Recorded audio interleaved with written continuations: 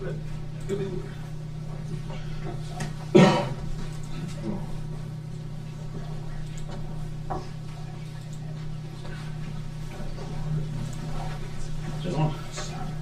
morning. I'd have been too slow, or sooner, but that elevator right there is too slow.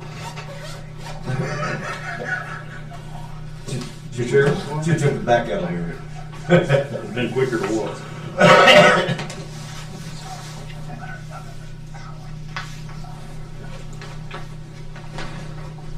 You took the back elevator.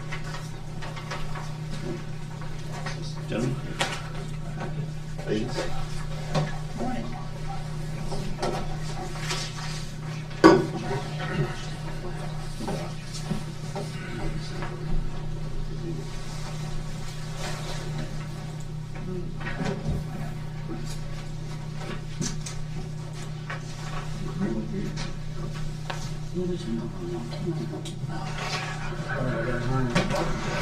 I'll take this meeting to order with what?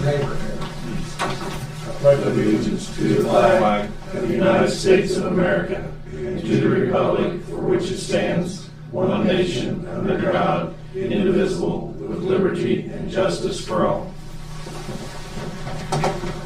Item of business with that road paving contract with Shelley. It stands for various roads in the township and county. So moved. Second. Yes, second.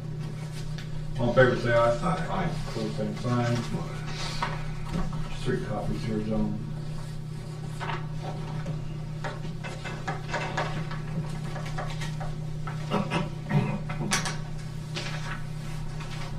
Is this fast enough for you?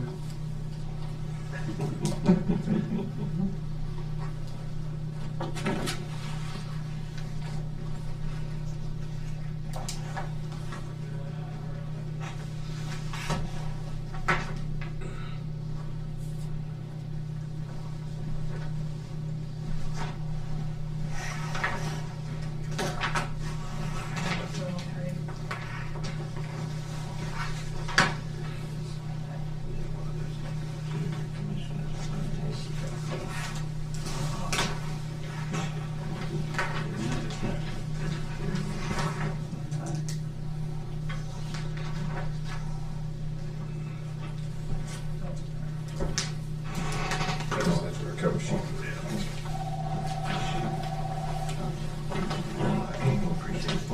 Right. Step meeting. How you guys doing this morning? Fine. Good, good. Hey, I'd just like to start this off. I want to kind of change this up a little bit in the monthly meetings. And normally you come in and talk about review what you've done in the past month, and that's all good. What I want you to think about between now and July is to first of all, I'll say that, thank you for your efforts, and there's a lot of improvements in the various departments here that we've experienced. One of you got a new truck, they're moving into a new building, that's all good stuff. Andy's taken on an unbelievable amount of work in new departments. Mark certainly getting things straightened out with the EMA and getting that efficiently running and just kind of dozing the heck out of it. We'd like to see that. Devin with the community plan, the comprehensive plan, the ACGP grants. You're moving at warp speed. There's a lot of good things that are happening. And Sarah's been added to the staff to kind of highlight those kind of things. We've been doing a kind of a cross-section now with getting the people in the county to know through Facebook the faces of the people that work for us. Starting in July, I want to start publishing stories about our accomplishments. And there's a lot of good things happening here. And in order to do that effectively, we have to start thinking about what second half of 2025 goals are going to be for your individual departments.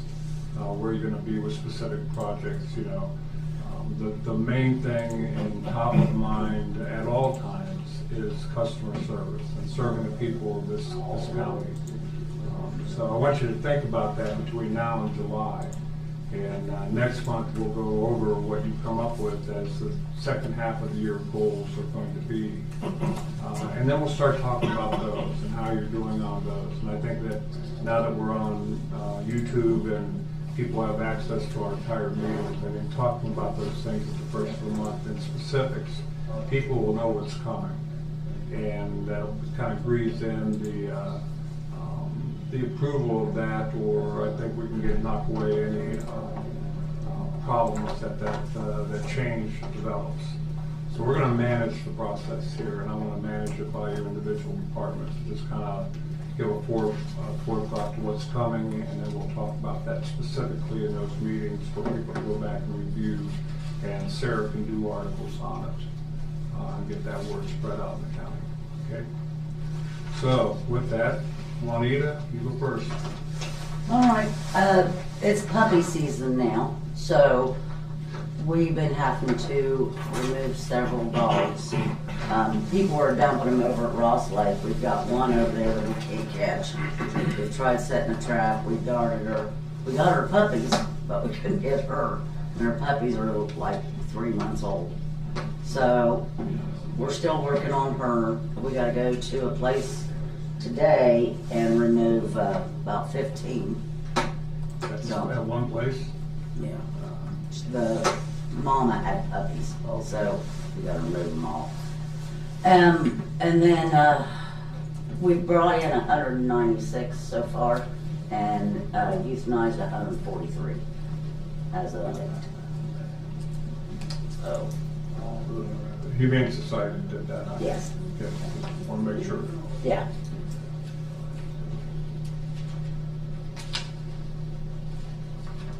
And that's all I got. Okay. Still, you've seen a lot of dump from Pike County.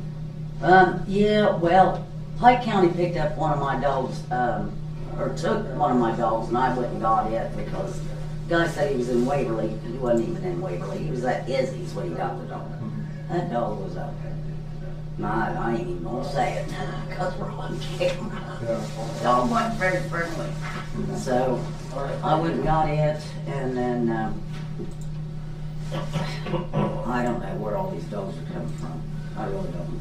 There was a fairly good-sized article in the Gazette on Sunday about dog wardens throughout the state and different things that are changing with those rules. And I think a lot of them, we talked earlier in the year about protection and body armor and weapons and things like that. And one of the main highlights of that article was to get law enforcement involved earlier.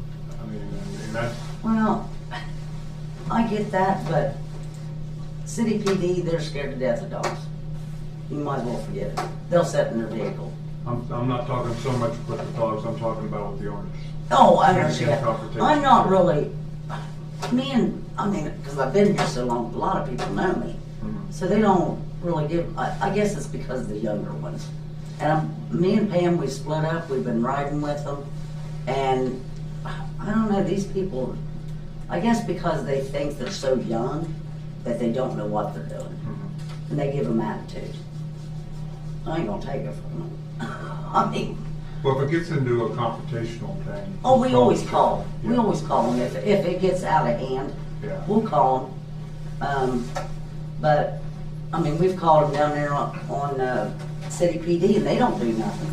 They won't take these people to jail. They don't do nothing with them. Okay. They won't talk them all down. I just don't want you pressing to the point where you get yourselves into trouble. Oh, no. It's just call law enforcement before it gets to that point. No. Anything else? Any questions, gentlemen, for one minute? Okay. All right, you can go now. I know you got. Thank you very much. Thank you. Have a good day, guys. All right. Devin? Yeah, I wanted to get John Hemmings on the road here. So John will give us a quick update. My update's really short and sweet. Economic Development Steering Committee tomorrow morning at 9 o'clock, and then the General Steering Committee at 1 o'clock in the afternoon. So busy day tomorrow. Look forward to it for the comprehensive plan. And for John's going to give us a brief update on ACGP. Yeah, I gotta get to Zaleski, so, 9 of the projects that through the ACGP program are using a construction manager at risk model for their procurement. 8 of those 9 are under contract with CMAR. The only one is the City of Logan. The contractor signed their agreement, but the city hasn't that I know of. I'll find out this week what's going on. Several of those projects are getting close to getting their guaranteed maximum price. Greenfield, Chillicothe, and Jackson. Well, Jackson actually has a GMP 1, so they're going to do multiple GMPs on their project, and some of these others will too. So Jackson has their GMP 1 actually. I'm not going to go over every project, but I will cover the Ross County ones, Okay. so you guys know that. UNESCO, the archaeological on that is just, it's slow. It's just a process. It's not going putting us behind. It's just, I think Devin and I are ready to break ground, but it's a process. So we know it's going to be summer or fall before that one starts. Yeah, I've got the CDs already. Maybe I'll forward those to you. That way you can take a sneak peek at them. Let's get the paperwork out of the way, yeah. Yeah. While they're digging around. The design, yeah, it's practically done, so it's waiting on the procedure stuff, and that's on MPS's side, not on our side. Chillicothe, the CMAR design firm, they're working on value engineering some of the components. Should have maybe a first GMP. Sarah's wanting it in May this month, I don't know, maybe June. Bainbridge is going along very well. They're looking at fall. They've got the design development done. I think construction documents are next, so they're looking at bidding that out this fall. That's got to conflict with the fall festival leaves. Yeah, They have to manage that, not us. that's right. Yeah. Yeah, they're doing value engineering as well. Yeah, they You'll are. see most of these projects will be have some kind of value engineering. So. Yeah, very much so. Frankfurt, I'll know Wednesday, but they were supposed to bid this Friday, that project, that streetscape and park. Children's Museum, they have a May 16th bid date, pre-bid date, that's when they'll bid it. Pre-bid meeting on May 23rd, and the opening will be June 2nd for the Children's Museum. And Paint Creek, that'll be bid in August. Just a few that, just so you know, things are happening around the region. Athens, the bid opening is May 20th, so we'll know something on Athens. The Mount Zion project over in Athens, excuse me, phase 1's under construction. It was their basement. They've got that going. Phase 2 bid opening was extended to this Friday. It was supposed to be tomorrow. It's going to be until Friday. They had an amendment and they wanted to extend it. And the stained glass, you guys are aware of that part. They're working on the contract with this Studio Art and Glass out of North Canton, Ohio. They followed our. It's not that us come down and they're not arguing. It's the wording in 1.5. It's just all the minutia wording. So they're going along with our plan. That saves $1 million. So. And now they're asking for an amendment to use that money, and I think I've talked to the state. I think they're going to let them. I think that's good. Yeah. That's one of the driving reasons we gave them to ditch the California vendor. Right. Yeah, and I don't think they totally see that, but they're going to, because I think this phase 2, Sarah thinks it's going to come in high. The Southeast Ohio History Museum, which is like a block or 2 away, it's under construction over in Athens. The MacArthur campus, the University of Rio Grande, that's under construction as well. The Welsh Museum down at Oak Hill under construction. And then the Holzer Medical Center Child Care down at Gallipolis, they're working on value engineering with their low bid contractor. All their bids were a little high, so they're trying to value engineer that down. I haven't heard an update on where they're at, where they stand on that, but they must still be in negotiations because Ben hasn't put together a contract. And last but not least, Wellston, it's ready to start. That's the medical office building in the old Kroger over there. And they're having a celebration at 10 a.m. this Thursday. Hopefully you guys got an invitation to that. I asked Jackson County. Good. I just encourage you guys to be there. And one of you, if nothing else, I will be going. But I keep saying this, but not just Ross County, but all these lead applicants took a major step out to lead these projects. And sometimes I don't know that you guys get the credit you deserve for doing what you did, so Yeah. that's just my opinion. I'm really encouraged with all the dirt's being turned right now for early May, Yeah. 2025. Well, I gotta tell you, we hired the right folks. Good. I mean, Bricker and Graydon in compliance, Gosh, John, I don't know about that. that's just the reality of it. These folks are driving forces behind these projects, and without them, I think these projects would have and could have stalled. We got any local contractors involved? R.L. Waller here in Chillicothe, I don't know if you're aware, they're doing the Welsh Museum. Okay. And then with the CMARs, we've been very open about contractors letting people know that there's opportunities to subs under all those different CMARs. Randy Evans Construction over in Jackson, he has the MacArthur campus, he's got this Wellston one. Why do I think he has a third one? Maybe not. No, he's the mayor of Jackson, so he's got a project in Jackson, but he's not on the contracting side, he's just the mayor. That makes me nervous. We got one on both sides of us, Greenfield and Jackson. So, yeah. But that's it. I mean, in summary, a lot of activity, and like you said, a lot of dirt starting to move, and that's good.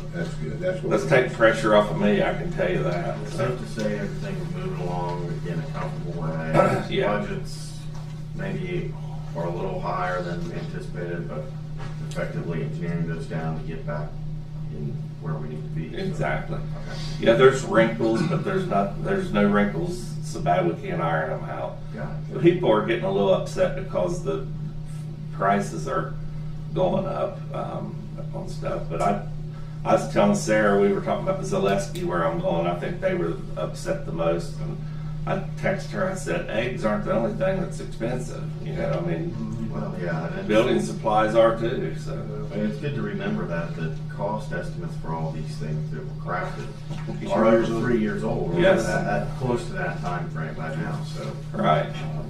You know, even small percentage, when you start working bigger, larger numbers, like many of these projects are, large projects, you're gonna have to expect that. The And cost This is gonna go inflation's up. been tough. Yeah, Yes, it yeah, has. the dollar doesn't go as far. And a lot of these groups take Mount Zion. I'll pick them out of all of them. They got a $7 million grant. When do you think they're going to get a $7 million grant again? Right. So they need to appreciate what they got. I'm just going to say I've dealt with funding for 33 years, and these are numbers that are unprecedented. When's Chillicothe going to get 34 million again? You know, it'll be a long time before we see that. That's true. That's So- true. Do with what you got as best you can. That's what I say. You know, I think a bigger statement's what would prove to the state of Ohio of how we can facilitate and manage these programs, and that will make us an easy target for future funds. Yeah, and to that note, and I'll be quiet, is that we had a call every month with the ODOD, Department of Development, and out of that call, I got a call from somebody I know up in Northeast Ohio. And they said, just listen to you guys talk about the projects managers. I was really shocked. And her boss had said, those projects will never happen down there because they were not happy with the amount of money that came to Southern Ohio. We heard about that.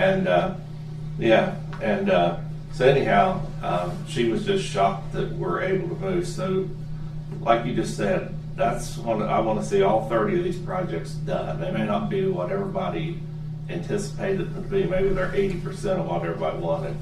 But the fact that we can take 500 million, or in this case 154, and there's other lead applicants doing a good job too, that we can implement that. We know what we're doing, and we need to show the rest of the state of Ohio we do. It's tough enough on a per project basis, conceptual versus reality. Correct. And then the disappointments or the illusions that things were left out. But, just managing 30 at one time, man, hands off to you two guys. That's great work, great work. We Well, thank appreciate you. that so much. Great team. Mm-hmm. That's what it's all about. Yeah, Sarah and Ben have been great, and Joe Riley too. So All good team over there. So does Kim need her Clarksburg thing right now, or? Just any time today. It's fine. It just needs to be a resolution authorizing us to place the ad for the RFQ. It's fine. This is for the Foxborough Third Street replacement project. They need to send out an RFQ for a contractor. This is part of the county development block grant. Okay to send out this RFQ. So moved. Second. All in favor, say aye. Aye. Just need my signature on there. She'll produce a resolution Okay. for that. That's fine. That's what we need in the file. You can initial it if you want. That's fine. I like it. If you don't have any other questions of me, I'm gonna hit the road now. Appreciate it, John. All right, we'll see you guys. Thank Watch out you. for the fall. Appreciate it. Yeah. See y'all, some of See you you tomorrow. See ya. All right, Danny. Yep. We got John DeCesare's courtroom and office areas carpeted last month. I'm sorry I missed last month's meeting, but we got it done last month. So it's done. I got Judge Ager's office areas done this past week. So it's done. I haven't got the carpet samples in for the big courtroom, but I'm working on it. I know we have it in the budget to get done this year. We'll try to get carpet samples, get everybody together, make sure everybody's good with it, because that's going to be a pretty good size lay on that one up there. We remodeled Kim Hardesty's office. We got her moved in now. Had to take a little extra time because she's got 4 big air conditioning units right above her. Every now and then they like to freeze up. And guess where the water goes? So we took some stuff and made precautions and put like tarps and stuff to catch it. So if it does do that, it won't, you know, 'cause she does kind of do important paperwork sometimes on them grants. So we took a little bit more time and made sure it wouldn't come through the ceiling attic. You know, so, and C&D pod at the jail is done. We painted the bunks. We got the walls painted. We got the desk painted. So they're moving into the last pod on the first floor today, E-pod. So that just leaves the E-pod to do, and then they'll be moving upstairs after that. I think most of you know the bell tower lights controller got upgraded, works great. We're on our phones. Yeah. We can pick the colors. You've seen the colors, how good it is. So that's really, That one for the tribute to Larry Cox, that Yeah. really lit that up. Yeah, Yeah. that's pretty good. Yeah. it did. It was good.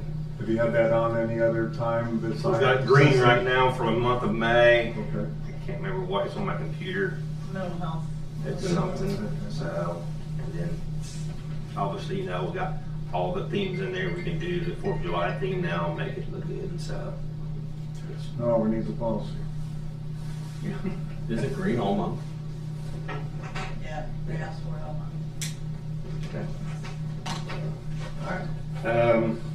And I think if somebody comes in and said, hey, can you do this on a Thursday, we can change it up. Yeah. Now we got the means to make it. Yeah, I can do quick, it. I mean, it's, I can do it, so. Till we get something right over here. Yeah.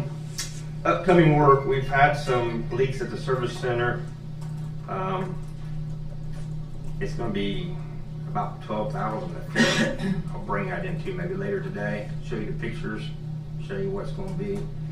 And also what we can, I know one of you guys asked me how that roof was earlier this year. It's probably about due to get relayed, tore off and sloped the right way. And I'll bring that stuff in later today when you get more time, and we'll talk about, I'll show you the pictures of what happened. And so we're going to do some repairs out there.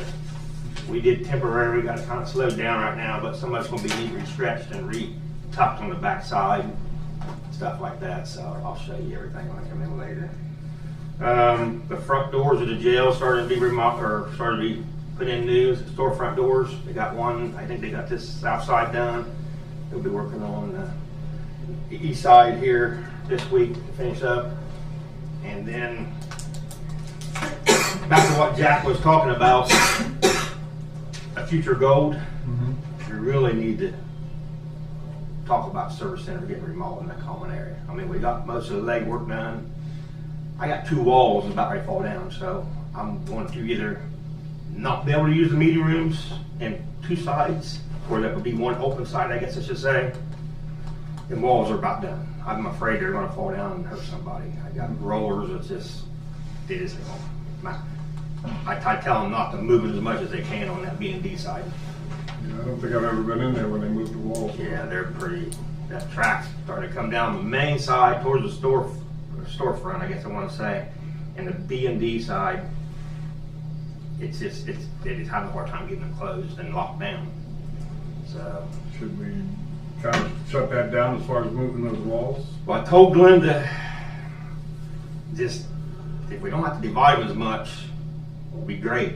I mean, The problem though, Dan, is those requests come in from everybody in that building. yeah. Yeah. And if you look at that schedule, you know, if you ever go on FMX and look at that schedule, you can see how often it's moved around. I mean, They it's said they're moving, almost they're every moving day. panels. Yeah, they're, We've only got 1 or 2 people that move the walls. One of them works for Glenda, right? And yes, then our- he's our main dude. And then our guys do it sometimes. Yeah, we do. So, I mean, we're really careful. Once you move them and they're in place, we're in pretty good shape. But the rollers on the top are getting bad, and that's, you know, that was one of the reasons that we pushed so hard to get that project going. Was because, you know, it looks terrible, first of all, but that's a big part of the contract. And Right? when it gets into safety hazard, that's got my attention, for sure. What's the holdup on? That like Funding. Funding is what we need to, you need from us. We didn't prioritize that into our. Yeah, we need that. What do you guys? We use it quite often. We're hosting the quarterly Fire Chiefs Association meetings and fire and rescue meetings. So we actually need the bigger rooms. The other problem is only 2 out of the 4 offices have projectors or any kind of media that you can display. That's all in the plan. Yeah, we have So a, that's every all room together. gets a upgrade. Yeah. It's too important of a facility to not have available. Yeah. We probably need to talk about that in work session. Yeah. If you guys- Off the list. When you schedule it, let me know. I can bring all the paperwork and everything. And We got one we today. got it all laid out. I mean, we're ready to go out for bid as far as I know. So, We got one today. Yeah, we. Oh, we're scheduled today. you want to 3 go o'clock. that? I can talk about the roof and that at the same time. Okay. Okay. Once you bring the roof stuff, I'll get all the other stuff out of here. Okay, yeah, I got the roof stuff together, so. Besides that, let's see, the guys completed 59 work orders in the month of April, so just been doing routine maintenance, and Ryan's been having fun with the mowing, keeping up, so, you know, he gets one done, gets back around, gets ready to be mowed again, so everybody's been chipping away, so that's about it. That's enough. You're costing us enough. I know, you like when I come in, don't 15 you? minutes and- I did it at the fair board last month too. I spent about $93,000 with them. All right, quickly we'll go to Mark. Hopefully he's not gonna spend the bank. Just a little bit. For starters, we only had one incident. It was a minor crash in April, but I added a couple there for May on the report that I gave you there, because they happened May 1st. One was on, ODOT called one morning, they thought they had like a one-pot cook meth lab or something under one of the bridges. The construction workers were under there. ODOT was afraid to go in and clean anything up. The construction company's not responsible for cleaning anything up. So I got hold of the hazmat team, one of the guys from the hazmat team, and I walked through it, went through the whole camp, and didn't find anything illegal as far as drug instruments or paraphernalia or any type of one-pot burn. I can see why they might have thought that, but it turned out to be nothing. And then the same day, the same afternoon, city work crews they were working on the water lines. They hit a gas line. There were actually 3 gas lines. 2 were dead, and they hit the live one. Nobody hurt, no explosion, no fire. Closed off Columbus Street to Toledo Street.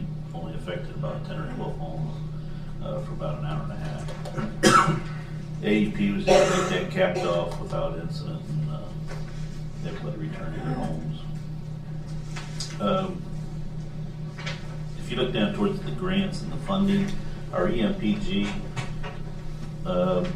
Halls last year here, they had 63,000 from the EMPG grant, and they got another additional, I think, 18,000 supplemental, so they had over $80,000 that year. Each year, that's gradually went down.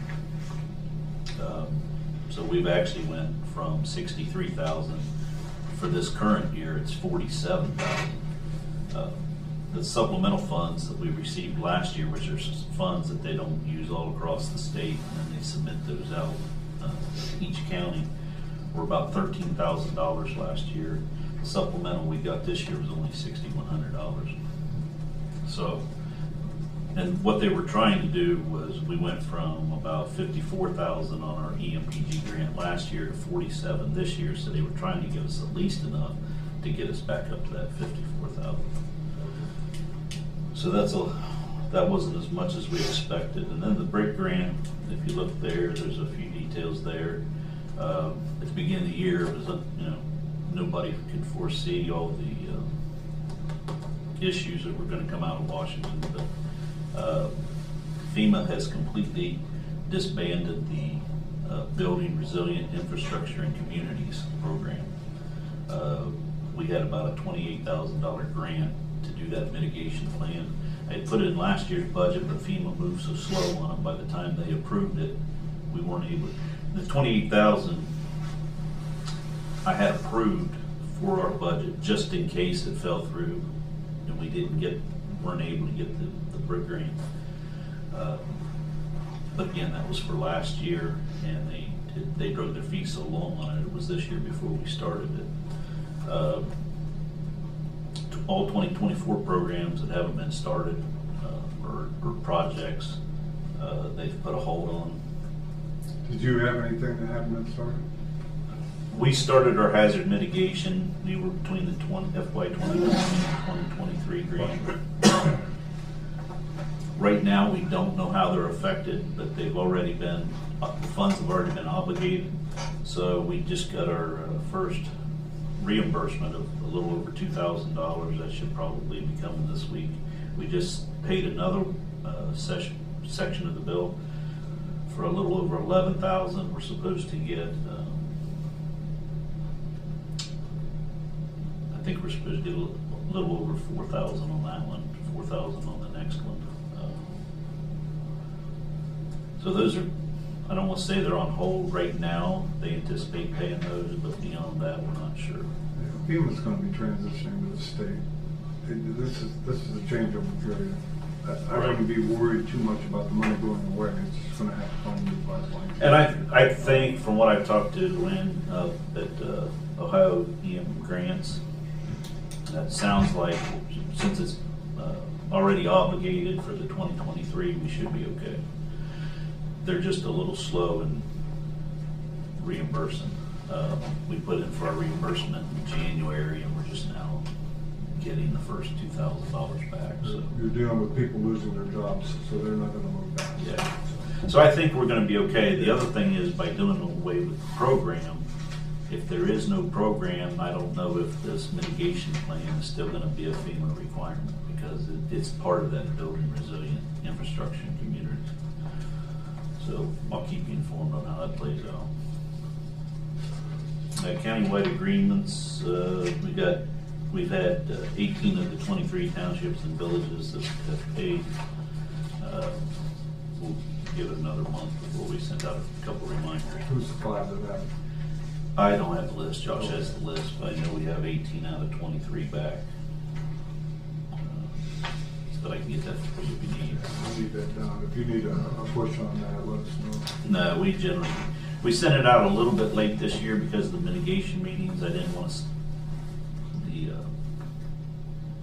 them getting too many letters from us, and I wanted them to pay attention to the mitigation meetings. So we sent them out a month late. So probably next month we'll send out a reminder. We received them all last year. On the projects, WENS is no longer, they finally expired on 4/30. Code Red has taken that completely over. And we're working up with kind of a protocol with the Sheriff's Department on how we're going to tone those out and send those out. Right now, there's about 58,000 people in the system. but the automatic notifications only go out if they voluntarily signed up for it. So if I get the message and I send the message out, I can hit all 58,000 contacts. But if Code Red sends it out, it's only getting those few hundred that have already signed up for it. But we're working on that campaign, trying to get that moving forward. On the tornado sirens, I went into the mitigation plan and I requested or put in a project for 10 sirens over the next 5 years, which could mean they would pay up to 75% of those if it gets approved. So that would be us floating about a fourth of the cost for those sirens.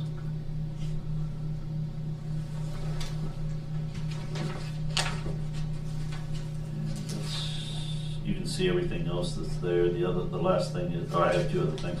Josh has taken his last class to be NIM certified, which is the National Incident Management System. Yeah, we got that coming up. That's coming up this week, so that's his last course to be NIM certified. So that's a good thing.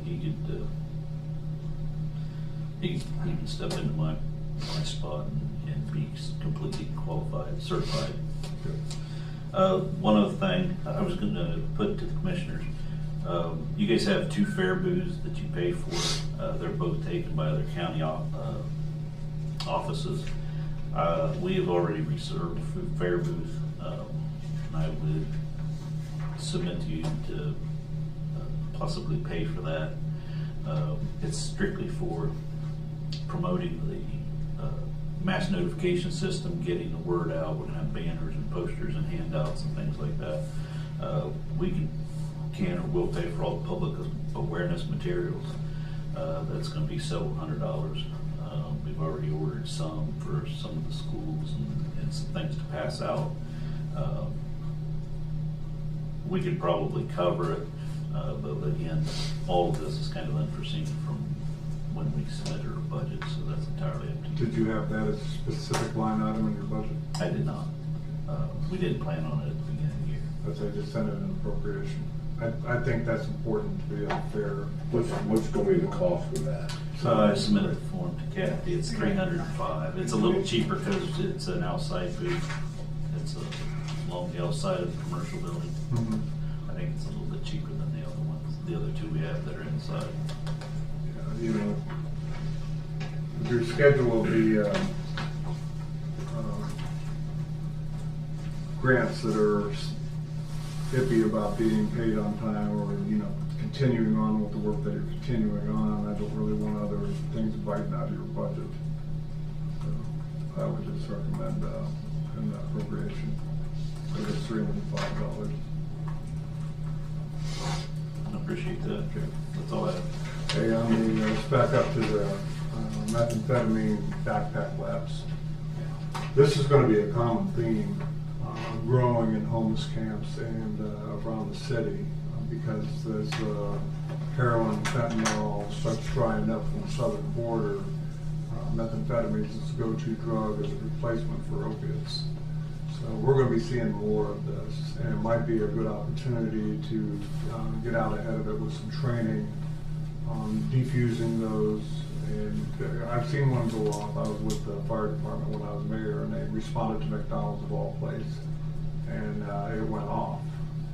And that's a scary sight in close proximity. So maybe start thinking about some sort of a training for local firefighters and EMTs to deal with those situations, because I got a very strong feeling we're going to see more of it.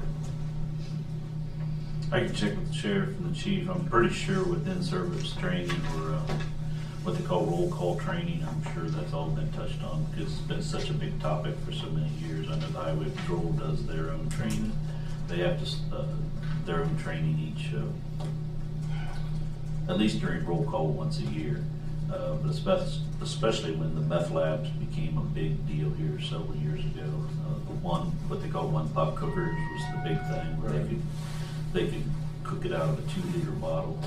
The guy from MoDOT, I provided him some materials information materials on, you know, list of things to look for when they come across these dumps or these homeless sites. You know, a lot of the common materials that you look for. I mean, if you just have a bottle, you're not going to have anything, which is kind of what we had over there. It's the other ingredients and things that you got to see the other materials laying around, then it starts putting in your head that maybe you have something.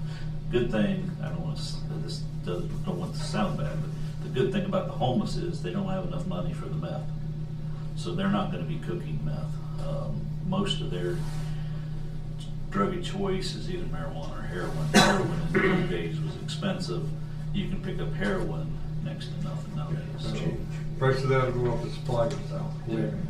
So the good thing is you're probably not going to find them cooking inside their camps, which I guess takes down some of the hazard, especially the hazard for them catching themselves on fire, blowing up, or for responders having to go in and clean it up. So that's why I took Chuck Kempton, head of the hazmat team, and we walked through together just to ease his mind and let him know that it would be okay to come in there and clean things up.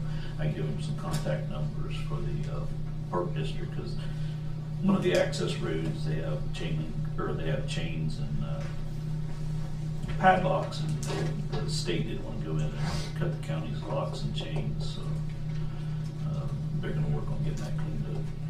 Yeah, that was gonna be my question, even absent, you know, it being an active drug production site, I think that there's, with a lot of these camps, a public health concern, a public safety concern. By nature, there may not be a meth lab right there, but if there's stuff there that looks like it could be, it's also stuff you just don't want laying around. It's litter, it's pollutants. And so that was gonna be my question, is what the next step was in identifying or in cleaning that up. Obviously, you guys made sure it was not immediate safety concern with it being a meth lab or something like that, but still would say it probably needs cleaned up. Right. We made sure that that ODOT was, we told them, you know, made sure to call us that we didn't mind coming out. Better safe than sorry. So if they had any issues, we told them not to worry about calling us. Call us and we'll definitely come out and look at it. So. Was that on public property? Probably. It's what they call the river bridge. If you go, it's in the construction zone, but if you go 23 north of Maine, it's the next big long span of bridge there. Over the river? Yeah. Yeah. Yeah, the thing is, we're gonna have a whole lot, we're gonna have a lot of amateurs at the end of the game, because as demand for meth goes up, and a way to make money, you get some people that aren't, especially chemists, doing the mixing. So, you know, the disposal of the materials, propane tanks and things like that, all bad surprises for garbage people. And I just feel that there's gonna be more 911 calls to clean up a site, or, you know, do the aftermath of an explosion. Somebody gets hurt. Our hazmat team is a type 2 team, so they are certified to clean up meth labs. Yeah. And they also offer their services to a couple of surrounding counties that don't have one. So. What I was saying too is even in, not just exclusive to meth labs and the production of methamphetamines, but we've just seen a rise in these homeless camps, and even where they're not producing, you know, criminal activity or that level of mess, for lack of a better term. I mean, they're still, look at what, it went viral a couple months ago, that mess back there behind some of those shopping areas on Bridge Street. I mean, I think we probably need to develop what our approach is. Obviously, it's easy when it's a meth lab, right? We can come in and clean that up. That needs immediate attention, but not necessarily you, but us, the Board of Commissioners, should develop an approach to how we're going to handle these things. The community's kind of having that conversation right now with the legislation that went through the city of Chillicothe last month, I think, brought a lot of this issue to the forefront. But, you know, I think what the Parks Department did in cleaning up, or actively in the process of cleaning up the camp that was right there, East Main Street, right where Main Street turns into Charleston Pike, was a good example of how it should be done, and that people were provided notice, but they were removed, and the site's now being remediated. It's easy when, in that case, it's land that's owned by the public, but either way, in my opinion, these type of camps where there's not sewer or water or any level of sanitation, they represent a public health concern and sometimes a public safety concern. And actually, from the county's perspective, it's like we have a resource center now that has been a major investment by the county and by other stakeholders, so making sure we work toward continued progress, I think, is important. But that's in addition to just the meth piece of it that you're talking about.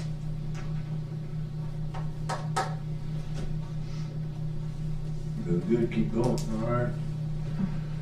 Any other questions for Mark? Thank you, sir. Appreciate it. No, I was just gonna say thanks for the response there to Josh Myers on Pink Creek and Rapid Fork. I'm still gonna reach out to Mr. Green out there.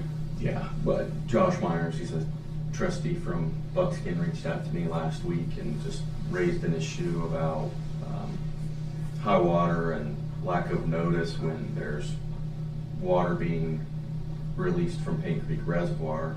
Kayakers may not even recognize the risk that they're facing because it could be a clear blue day, and you may put in the stream upstream from where there's this risk, and then suddenly you're in a lot higher water than you were anticipating. So, Tsunami. yeah, his suggestion was a partnership to make sure there's signage or consider signage, and then what Mark was suggesting was reaching out to the state or the Army Corps of Engineers, just so that we know where there's awareness around when water's being let out of Pink Creek Pink Creek Reservoir into Pink Creek. Is there a formal notice on It's on their website. it? Is it? Yeah. Corps It's of funny you Engineers. mention that, because if you see page 2 there we just had met with Mr. Green out at the dam, and he gave us a tour of the dam and told us some of the procedures, showed us some of their flood maps on when they release their water. Part of it also has to do with, I lost my train of thought, what's the lake up there, Hillsborough? Rocky Fork. Sometimes Rocky Fork will release and not notify them. They've gotten better at that. Rocky Fork shouldn't release any water because it's not a flood control. Well, they have, there's some kind of communication that goes on there. There is some kind of effect from Rocky Fork. Because Rocky Fork's not flood control. But I don't know what you could do unless you had like the high water signs, like on the roads where it's flipped down until you have flooded roadways, then you flip the sign back up, or ODNR uses the wind and the fire. They put out the status of the wind and the fire. The risk of fire. Yeah. Risk. But again, that would be at Rocky Fork. But again, kind of what I alluded to, I mean, that's just kind of the inherent dangers associated. Yeah, you're not gonna make it safe to be. Right. Yeah, they kind of need to monitor their own weather and their own water conditions, but I don't know how they could do it up downstream, but even maybe something there at the Paint Creek property where they could drive through and see a level or something. So Might be something we want to publish on our Facebook page when they're going to release water from Pink Creek. Yeah, that would be easy. Easy, sure. So, I'll do you know let her pump water out of that bad one. Isaac Green is a resource man. I drove down there. Yeah. And it was, there was plenty of room, it was up for sure. Yeah. But then it was closed like 2 hours. I mean, that would be easy share. But they let. On our story or whatever. Thanks, Mark. Andy? Crazy. Was out a little bit last month, had surgery on my thumb. My son got a concussion. Good to see you back. What's that? It's good to see you back. We're trying. We're almost there. A couple days later, my son fell, hit his head, got a concussion, so we've had some unexpected outages, but I wanted to bring up a good point. We've got 2 solid backup people that I've been sort of cultivating over the last months and years. Local people, solid guys I've worked with for years, good established relationships, so I always feel confident when I do unexpectedly have those incidents that we're in good hands and they cover things well. Following back up on court breach stuff, had a conversation with Judge Schmidt after he gave his presentation that day, just to sort of reassure, the reasons why I'm bringing some of this stuff up. I felt like we had a very good conversation down at my office about it. Reached out to their tech on a couple things, just sort of knowledge share, mini collaboration. He's bantered back with a couple of things, so I feel like we've got a good dialogue, between the two. So if there are any uneasy feelings, doing the work to try and help. I think our main concern on that is, are we unaffected by anything that could go wrong over there? Period.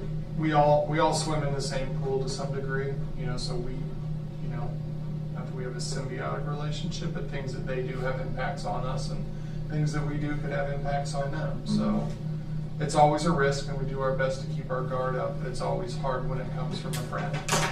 That's a really good way to do it, because you inherently trust him. You know him. It's a real message. And that's why it works. So. Yeah, and sometimes we got to go from team offense just to strictly defense. Well, that's what we did in the immediate, Yeah. Day up, is we put our walls up real hard, and blocked anything that came from it and heavily scrutinized it. We did that for about 3 or 4 days until we got a better feel for what was going on, because we got a sucker punch out of left field. So, put our guard up, did the things that need to be done, and we're back in a good place. Okay. We have some new restrictions in place that will continue throughout, where we scrutinize certain types, but we're in a good place. We're as good as I know how to be. RMM rollout is complete. That's remote monitoring and management. Was just a fancy word for remote tech support, antivirus, malware stuff. This thing allows me to do patch management, so not every user has to do their own Adobe Acrobat updates and Windows updates manually, automatically. Takes care of all that. Antivirus rollout complete. A lot of user moves. Melinda kind of in the map room, shifting around, new employees there. Kim moving over at planning. Bunch of new PCs out. Kathy, Tim over in maintenance. We've talked before briefly about taking over the recorder's office duties. They don't have a working computer over there that I would even want to touch, so if we do end up doing that, we need to wholesale replace 8 or 9 of them over there. I have enough in stock right now to do it, but it would exhaust my... Are they under the courts system? The recorder, no, they have no tie-in. Yeah, there is. Yeah, there is. The clerk does, but the recorder has 0 tie-in Okay. to them at all. They just, Kathy did it, I think, through a friend of a friend for outsourced tech support, and then the software vendor had some role to play in it. It was sort of a hodgepodge mess of whose responsibility was what. Again, I haven't dug in too closely because I don't know if that's still a department you want me to wholeheartedly take on. I think we need to talk about that.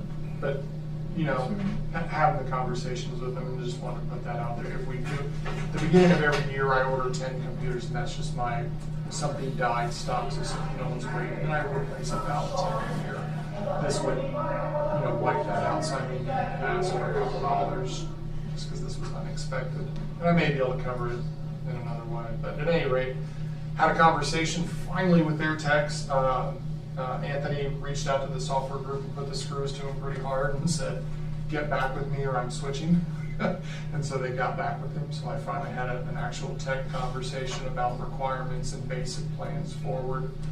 I told them that I'm going to be working on a VoIP project this month, and they're going to work in the background on what it would take to do this, and then get back with me when that starts. So at least we got the ball slowly moving forward. He, I think, is entertaining other options in June, so we kind of put a bit of a pause on it. And I didn't want to get a whole rollout plan and a go date ready, and then he decides something else is way better and he just wants to switch to something new. So we kind of have 2 irons in the fire at the same time right now. So wait, so there's the software piece you're assisting him with, right? And then there's this more ambiguous piece of, are we going to take over management of that department, or? Kind of flip. They would like me to do it. I know that the auditor has been very vocal advocate for it. Anthony's been, wholesale on board with taking over everything from, hey, the monitor doesn't turn on, to, hey, we need to migrate this database to a new vendor. Everything. Same thing that I do for all the other 18 departments. And then the software conversation is just a small piece because it's the biggest need right now. If they want to join our network, we need to grab their software and put it on our servers, and it's a whole lot more complicated than those 10 words are. So those are the conversations that I'm having with the vendor, which is the software company. It's like GovOS. There are 2 or 3. It's weird the way they work. It's like GovOS, and then there's a secondary group and parent company and all that. So yeah, having multiple conversations on multiple fronts, not the least of which is, do you guys want me to do this, and the larger conversation that entails. But while we're thinking about that, I'm continuing to do the work so that I'm not a hold up to anything. What have you added this year so far? What departments have you added on this year? This year? Yes. I don't know that I have that number off the top of my head. Recorder's office is in there. There's been increased work up at Title with the new clerk. Been working a whole lot with Jordan on stuff and ideas, and I know he had put a bid in for BNB, so we talked a lot about that up there. I know that's still sort of in play. VSO is another thing I wanted to talk about today. The Veteran Service Office up at the Service Center. So, I don't know, 3, 4 maybe, something like that, and a couple are up in the air variables, Give or take, I manage about between 150 and 200 users, about 150 computers. Some people have more than one computer. You said 18 departments? I could come up with a better, it's auditor, treasurer, commissioner, planning, building, parks, EMA, dog warden. There are various duties up at the service center, that I have, maintenance, janitorial, engineering. I'd have to come up with, but it's about 18 departments. I'd like a list. Sure. So I think we need to track that. Yeah, I'll get you that today. And for what it's worth, I can give you where I started, and sort of just, when I started, it was, auditor, commissioner, treasurer, clerk, and then we've added about 3 times what the original was. But yeah, we're within times. Generally speaking, your averages are about 1 tech for every 100, people to effectively manage. We're about 150 to 200. I don't have any more hair to lose, and no more hair to go white. So we're at a good point. But since you mentioned it, the Veteran Service Office reached out and they wanted to know if we had copies of Office, because they have this hodgepodge of Office 365 and some people personally buying their own and using Gmail accounts for stuff. We had set up a rosscountyohio.gov email address for them back when Tom Sputnagel was the auditor. They are a data processing board approved department in some respects, but they have their own governing board. And so after putting Office, I talked to Jerry Yerg down in the auditor's office. Said, yeah, absolutely. They're a general fund department. You bought this with general, you can absolutely do it. So installed Office up there, and in the course of that, it was, dear God, we please need help. How do we use you? Like, let me have that conversation. That was going to be on the agenda for last week. Brad reminded me that, yeah, they have their own governing board, and sort of like the Park District, where they are kind of county affiliated, but not. Yeah. And so I asked Jeff Marks sort of to put his legal mind to it of what is the most appropriate way to work with them, whether that should be privately or doing it as a county person, because I don't want to step on anyone's toe or do anything that is out of line with any rule or whatever. But they are in desperate need. It's bad. They're going through a little transition right now too, so yeah, it's going to take some time to sort it out. Yeah, when I talked with them, I was like, who is your existing tech person? She's like, I don't know. I've been here 2 years and I've seen them twice. It shows. Okay. So, like I said, waiting on Jeff to give me some input on what the best way to navigate that is. But they're dire need. Well, I would like to technology across that. I think Jack is right, a list would be helpful to begin with, but, you know, we've got kind of all of these little ad hoc arrangements to some degree where I think what we can move forward toward is more consistency across different levels of county government. So you mentioned the Parks Department, the Veteran Services. Those are two similar organizations. They're by their own governed body, but they're affiliated with the county, especially in the sense that they are both funded by property tax millage. But then you have all of the other elected offices, so you put the courts aside and see we've got, you know, these elected offices. To me, it makes sense that we would bring on the recorder's office. The fact that they're located here in the courthouse, I actually thought that we were moving. I didn't know there was still some question as if we were doing that or not, but I would say, to me, it makes sense that we start to provide that type of service because of what you said earlier around particularly the security aspect of it. When we have control and oversight over what happens in those with technology, that we have the ability to protect it to the degree in which we need to. I would say, you know, you do a good job, but making sure that we have capacity to handle all of this is important. I don't think we should be turning away a way to enhance our security and IT services because of capacity. I'd rather us see increased capacity and bring our service to the degree in which to the standard in which we'd like to see it. For what it's worth too, in past conversations with prior commissioners, the conversation had always been sort of consolidating, you know, improving efficiencies, lowering costs because we're not reinventing the wheel across 18 different things. We're not all doing, and that's been a hard little, you know, slog to get through just because no one really wants to give up power or control. And one of the biggest movers of that was when we started funding tech purchases through data processing, because we found that people really didn't care then if you took things over so long as they didn't have to pay for it anymore. That was a really big driver. You know, the money came from the same place. You know, we carved a little bit out of their budget, put it in data processing, and we have a sort of a running budget of what needs to get done. And I just line the store because I know what they need when they need it. They don't have to do their own planning. So it's been wildly successful. And from the standpoint of, you know, improving efficiencies. You know, we used to have servers by floor when I started here 12 years ago. 15 North Payne had 3 servers depending on which floor you're on. They don't have one now. You know, they had 3 separate internet connections. They really don't have one right now. You know, so we have made incalculable, you know, improvements in that. But that should be the continued direction, is as we get things set in a good table, invite someone else to it to sit down, because we have a good, you know, working model and template that frankly works. You know, so, and then what we talked about, you know, right about the time, you know, the courts were moving off to do their own, we were talking about bringing on additional staff and ways to fund or pay for that. You don't have me sort of as an IT director and then having, you know, a mid-tier network admin, you know, sort of person. There are a lot of benefits to that, because quite frankly, the amount of dollars we save pays for myself and another person 3 times over, you know, from when we started. You know, the data processing board budget used to be close to 600,000. It's just above 300 right now. You know, and if it ever goes above 4, we've got a serious project. So, you know,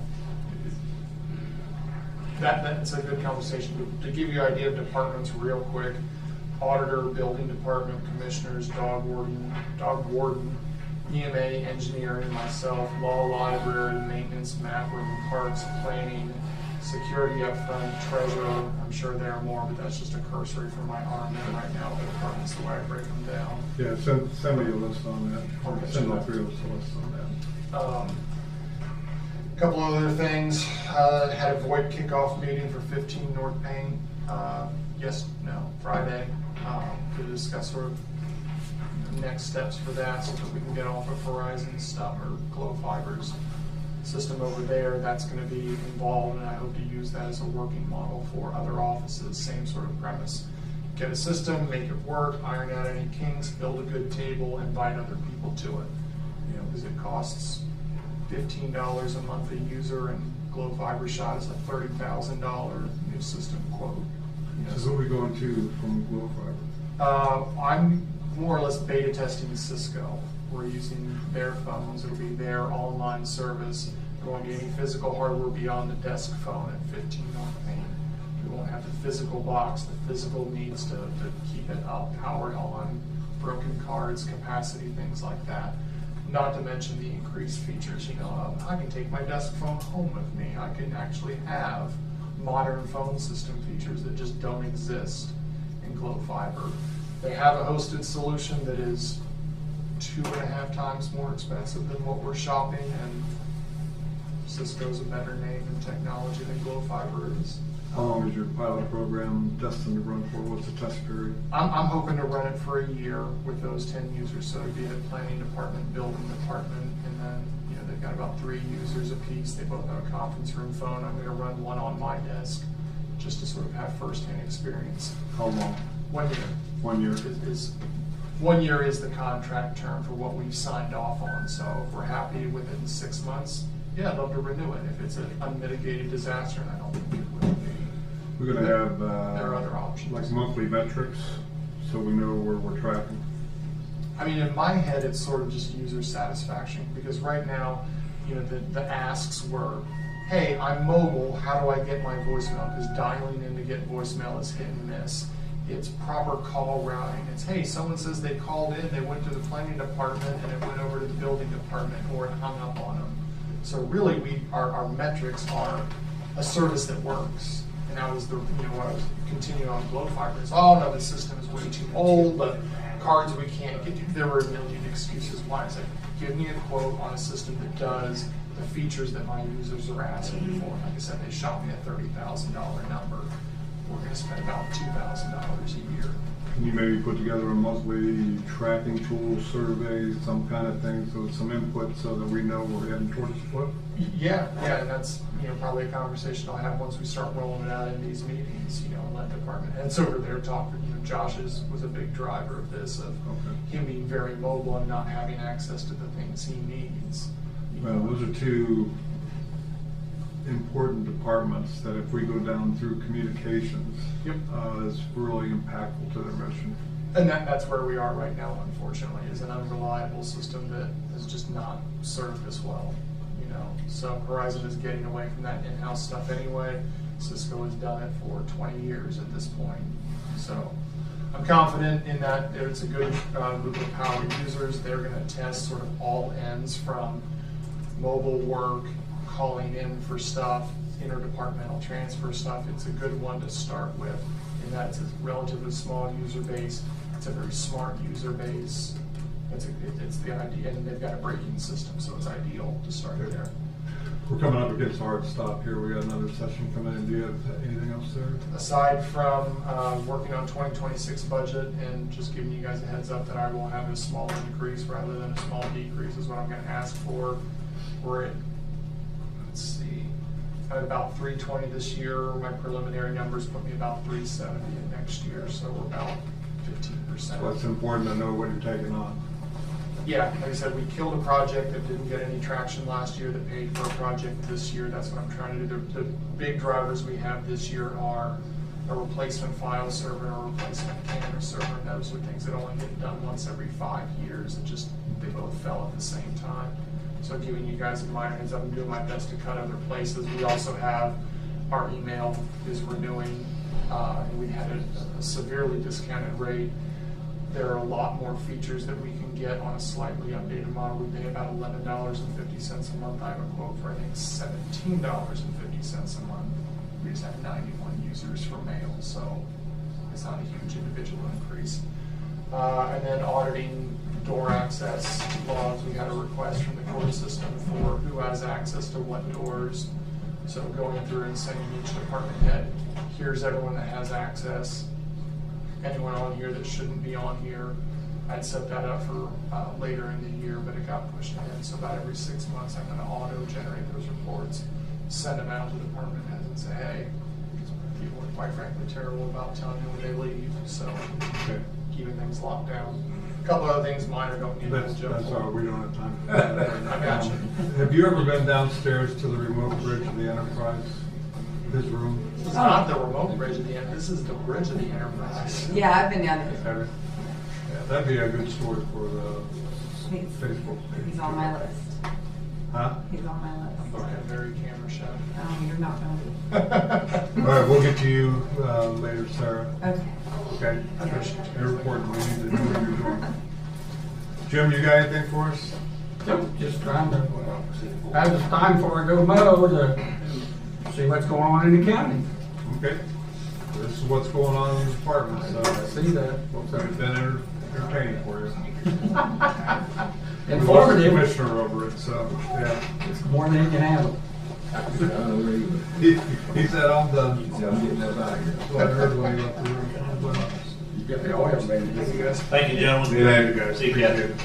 Yeah.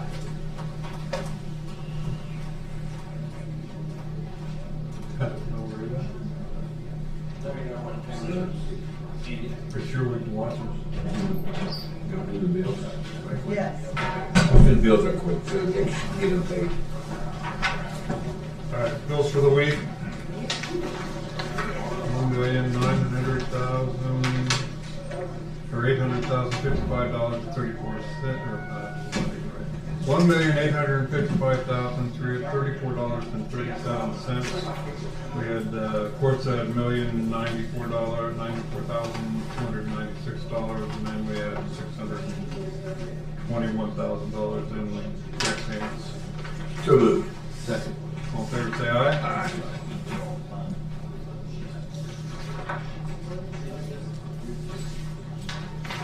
Here, then and now, $27,036.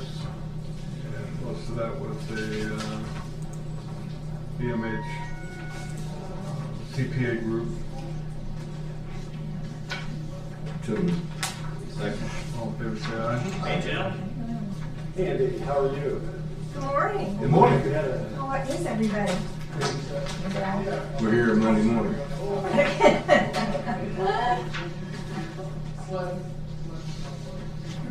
We're here, right? Celebrate. Greg's picking books up there, man. Yeah, I was thinking, I'm not sure I want to touch them. Eric, how are you?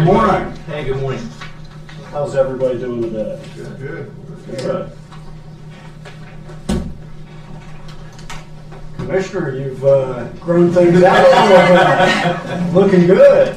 I said I was gonna get rid of that at the end of April. It's the end of April, May. He said he'd get rid of it in December. Yeah. See, I do it for the winter. Yeah, it's the first time I ever tried it. So, Really? yeah. Looks good. Morning, Brad. Information. Hopefully we've. Commissioner, Appreciate it. good to see you. You too. Seen you in church several times. Yeah, I was gonna say, I'm sure we've met before. but Oh, yeah. I guess it.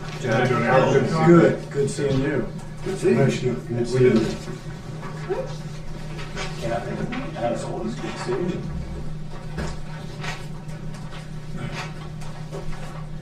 I think Ally's got great news today, so I'm gonna let her dive in on it. Price reduction, I love it. All right, are you guys ready? Oh, yeah. All right. So I'm Ally Rudman with Foresight. Met everybody before in Commissioner Glass. I think you attended the new member training Yep, and that's so right, forth. yeah. So, Yeah. okay. Just want to make sure you've heard our story and know who we are. Yep, So, yep. perfect. Just wanted to make sure. So, yes, we have some awesome news, I think, for Ross County today. And as far as property and liability insurance goes. So what I did was I put together this document just so we could have just some talking points to go over and just present some information to the commissioners. So for the 2025 exposures, the chart in the left-hand corner, we are all very well aware of all that commissioners insure. But I think it's nice also to put some value to it, just so you have an idea of really how big you are insuring, the amounts that you're insuring. So Your total insured value at renewal was 186.6 million. Payroll is 24.9, and then you have 188 autos, 41 deputies, and 129 detainees. And the reason these exposures are listed is because that's what you're rated on through our program. So those are your main pieces. So then when you look at the renewal for this year, so if you see that first little notation there, the 2024 net premium contribution of $389,233. So that is actually what you paid last year. But during the year, we do not intermittently bill our members. So if you add vehicles, if you add a property, as long as it's not over 5 million, and the reason we have that caveat is just because our reinsurance then charges us anything over 5 million. But anything you do throughout the year, we do not charge you for, which is a nice piece of the program, because when the program was started, it was founded on the premise that, okay, so we know counties are doing their budgets for January 1.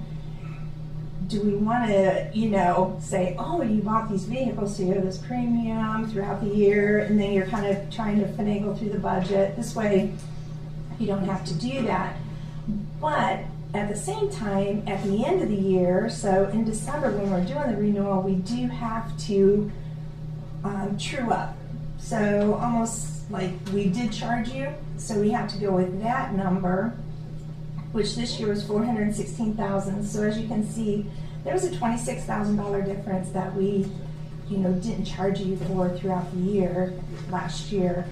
But again, to true up so we can compare apples to apples with the renewal this year. So with that said, your renewal on the net is $439,530, which is a 5.64% increase. You are probably my favorite meeting this year because your increase is 5.64%. The pool as a whole saw a 12.07% this year. And so you guys are doing a great job with everything going on here. You did have some changes in your deputies, so that's kind of what reduced your premium this year.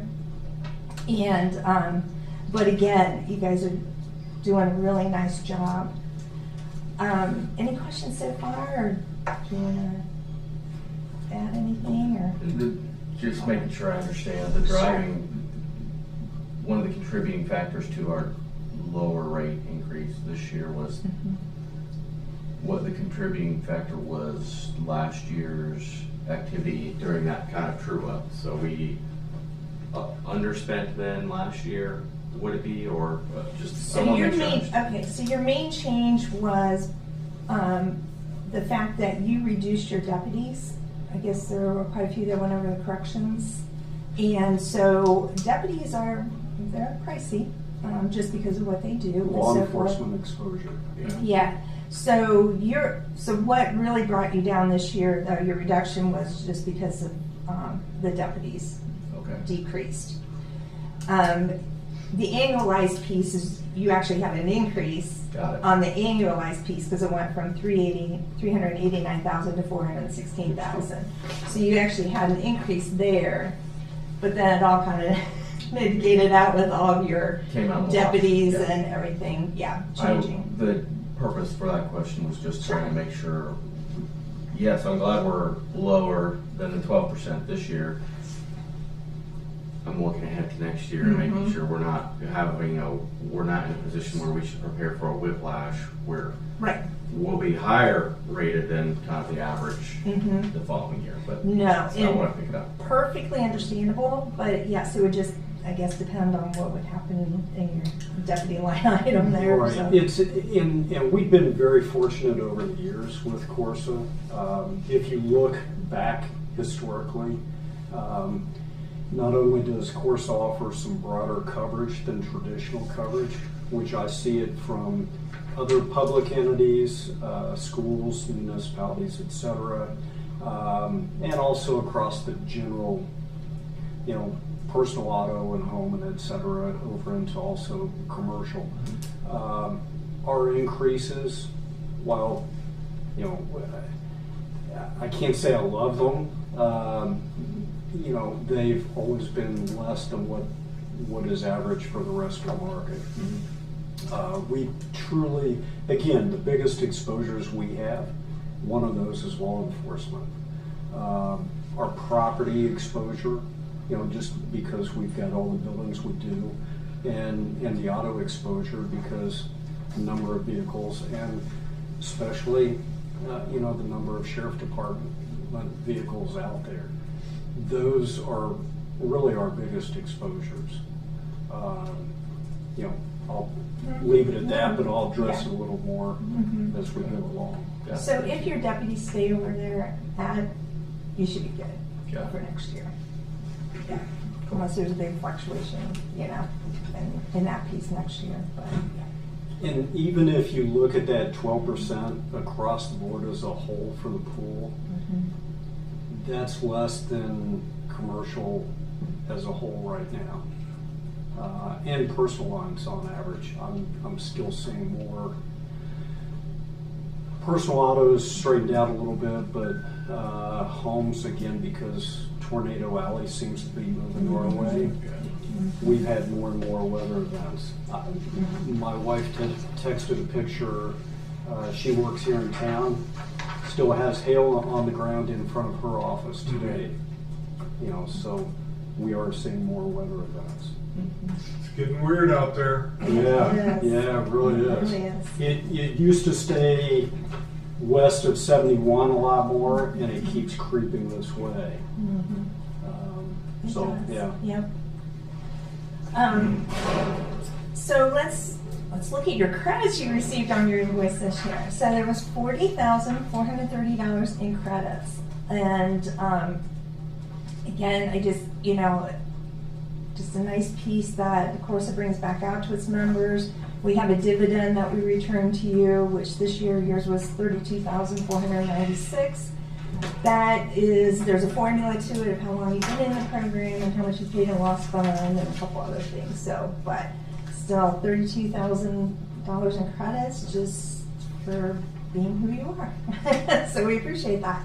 And then the loss control incentive program, $7,934 was a part of that credit, which again, we appreciate all the legwork that your staff does in getting this credit, but also the employees and doing those educational pieces. I know they're probably tired of it being auto and cyber heavy, but over the last probably 3 years, that's what it's been, and it is again this year, but that's just where we're seeing our losses. So we do look at that and see if we can, change it up a little bit, but when the numbers are the numbers and those are the areas we're seeing our losses, obviously that's where the educational pieces are gonna come back to. And I know, even just for myself, cyber every now and then to have a little refresher course isn't all bad, so I don't just sit there and click through all my emails like I probably shouldn't do. But again, we appreciate that. So, Eric mentioned the weather events and so forth and how those things are changing. And back to our 12.07% increase pool-wide. Just wanted to let you guys know that the pool here in Ohio is doing phenomenally. We're doing everything we can, and having the appraisals every 4 years and our risk management services that we bring out to our members has really shined in the reinsurance world. They're very appreciative of what we do, and so that has helped our rating. But as you can see, on that cost comparison chart in the middle, over the last 5 years, so our loss fund has ticked up a little bit. The administrative fees have also ticked up a little bit. But as you can see, that total reinsurance line, 5 years ago we were at 4.7 million, now we're 11.7. And so it's just, but the reinsurance piece is the one that we have no control over. Again, it's, the jury verdicts, it's the weather, everything else that's going on nationally. So just wanted to let the board know today that the Corsa board and John Brownlee, the managing director, they started this conversation last year because they could just see the reinsurance is still kind of ticking up. And so they're trying to find something that maybe will help the members' rates, but on that reinsurance piece. So hopefully we'll know a little bit more next year, but I just wanted you to know that they are trying, they're not just watching the rates go up and it's like, oh well, you know, they're trying to figure out something that we can do to help our members with that piece. Right now, I think we buy 6 mil limits. And so maybe, we're still gonna probably have to buy some reinsurance, but maybe only like 3 mil limits instead. So maybe kind of cut that in half, so I'll cut our pricing in half. Eric and I were just talking, part of the issue too is, you know, a few years ago there'd be 20 carriers that would be interested in our program, and now there's maybe 6 to 10. So that doesn't help in the world of rating, but and a big piece of it is the cyber and law enforcement. So we're looking at some things, and so hopefully we can try to negate that increase on the reinsurance side for our members going forward. So hang tight, and we'll hopefully bring back more news next year on that piece. So, but we do have some other phenomenal news, I think. We did get a cyber coverage enhancement this year. Prior to this year, every member had $1 million in coverage with a sub-limit on ransom of $50,000. Well, as you all know, $50,000 ransom is unheard of. It's going to be higher than that, probably. And so with marketing our program this year, we were able to work with a group where we can offer $2 million per member. Now that is an aggregate, but the nice thing is ransom falls under there too, so you have a bigger limit to work with. Now obviously if you do get hacked or have a breach, there's going to be other things that come into play that we would have to pay for too, but at least you'd have more to work with on the ransom if you wanted. So, but hopefully not. Yeah.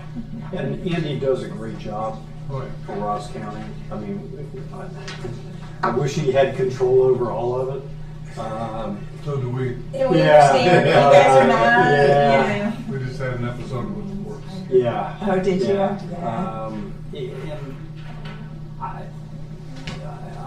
And I'm going to try and go to these other elements, being the sheriff department and the courts, just to see if there's anything we can do as far as building some relationships so that they've got a little more trust in doing things a little different.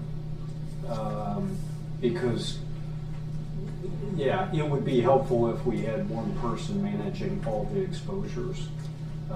Again, I understand that probably won't happen, but if we can help, then, you know, I think that would go a long way. Do you know, how well do you know Jeff Marks? Not real well, but since the line of ascension follows suit, he's probably going to be the next common pleas judge. So, if you want to get in early and build a relationship there, that'd be a good place to start. Thank you. I'll go see Jeff. You know, I also want to look for ways to reduce our risk and rate. Right. But also, I want to manage our growth. We've got a project going on with the courthouse now to seal that up. It's been 20 years since the last renovations to that building, to this building. And so roof, windows, all the available cracks for moisture to get in and damage the building. That's all going to be taken care of with an $8.5 million renovation, including the jail, including the fountain you don't really care about. Old jail. We keep working on the new jail. So, you know, and that all would count, I think, for mitigating risk to physical property. Right. Then we have the LCMB building that's coming up. You know, we have a lot of growth initiatives in the county that the county is either handling the funding or the county is actually managing the project. The Appalachian Grant, Community Grant, that is all managed by Planning and Development Department. So new buildings, enhanced buildings, latest technology in the design and the think that'd be worth something. I mean, if we're gonna add facilities to our laundry list of buildings to cover, Right. knowing that they went up right and they were with the latest, greatest technology, should count for something. Absolutely. But, you know, of interest, you know, the sheriff's department, the vehicles are out on the road 24/7. Yeah. And whether they're not on the road or in front of the deputy's home as a deterrent. And I wholeheartedly agree with that tactic. Oh, The absolutely. more visible they are, the less crime's gonna happen around us. Yes. But they are subject to risk in that environment, I get that as well. But, you know, the safety of the county is probably the paramount concern of the three of us. I would speak for myself, but, we have to have those guys out there. So what have you seen in other counties in Ohio that can we huddle up and maybe get best practice out in front of us of ways to reduce the risk and therefore the rate? So we actually, with Corsa, the risk consultants that we have on staff, we have two that just handle the state and just do the general liability issues. But then we also have two gentlemen that are former deputies in some respect. Actually, Larry Sims, former Warren County Sheriff, just came on staff with us. He took Ken Hilty's spot. And so those two guys, they split the state also, and they go out and talk to the sheriff's office specifically and go through any best practices that they maybe are looking for and help them in that respect. And then also the risk management services that we offer for law enforcement. And then we do have some reimbursement programs for law enforcement that I put down here for the commissioners, but just so you're aware of what we do have to offer for the sheriffs also. But we do go out and talk to them specifically, so to try to help mitigate their risk. Okay, or any training or any kind of intention that we can have with best practice and what to do, what not to do. I think we know what not to do. Yeah, well, we hope, Don't wreck your car. Yeah, Okay, good, thanks. Yeah. So there's always defensive driving, and then actually we have regional meetings that we set up just for law enforcement. So we have one coming up here June 5th, and so your sheriff's office was, and it's nice too because then we can offer some CPT credit, which we were able to start implementing that last year because we have these programs, but the deputies are getting inundated too, and obviously they're going to go to trainings where they can, get their CPT credits too. So it's been very nice that we can now offer some credits for them in that respect, and so it's been a nice plug. I mean, now they're jumping on it and coming to these regional meetings. So we do have those out there and available to them also. Yep.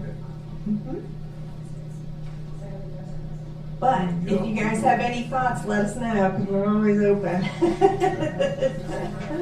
Anything else you got there? No, that's pretty much it. Just the cyber. Yeah. We do have the cyber reimbursement program this year too. Any IT upgrade, anything you guys do IT related, just send us in the invoice and the pay voucher, and we can reimburse you up to $5,500 per year. So we just want to make sure you're aware of that too.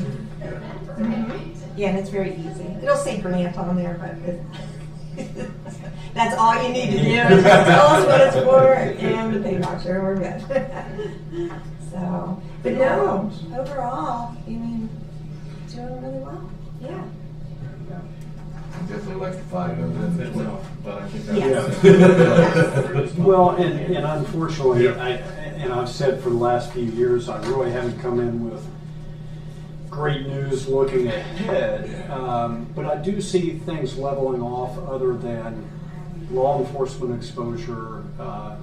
Unfortunately, it's just the nature of what they deal with day in and day out. And as far as the vehicles, I see the accident reports, not only from our sheriff department, but from other law enforcement. And some of the encounters they have with people who are trying to get away or whatever. I mean, it just, again, the nature of what they have to deal with. They're trying to keep the public safe, and so sometimes they've got to do a pit maneuver to get those guys off the road, and sometimes our vehicles get damaged. But reinsurance. My favorite. Reinsurance, as Ally said earlier, it used to be we had a lot of companies in the reinsurance world. And so you're not only the pools, but traditional insurance companies go out to reinsurance to spread that risk. And the number is just, it's compressed. It just keeps getting smaller. Yeah, I've seen it level a little bit. But that's my biggest concern, and just the unpredictability of the weather events. You know, as we know, we've gotten some weird weather over the last few years. But as far as our folks doing things, you know, I think our department's doing a good job. We're very fortunate. So I like seeing that 5% instead of the 12. Yeah. And the other thing we just want to mention, because I know we talked about last year, is we had given our members the option of doing a deductible change. I mean, we've been at $2,500 deductible forever, and with $186 million in total insured value, you would not get a $2,500 deductible out in the market. Probably at least 10 or 25,000, probably. So last year we gave our members an option and said we would probably trend up a little bit this year. And when I say we gave our members an option, they could have done it last year, but most didn't. They were like, oh, we'll just hold up. But part of the discussions we had, and I think I had it with you too, is the fact that, hey, we would go up to 5 on everything else, but if we could keep our auto at 2,500, because that's where everybody's seeing their frequency anyway. So the board listened to that feedback, and so that's what we did this year. We bumped it up to 5 on everything but auto, so your auto is still 2,500. But then that helped in the rating too a little bit. But yeah, just still trying to help out on rating, but not get too crazy.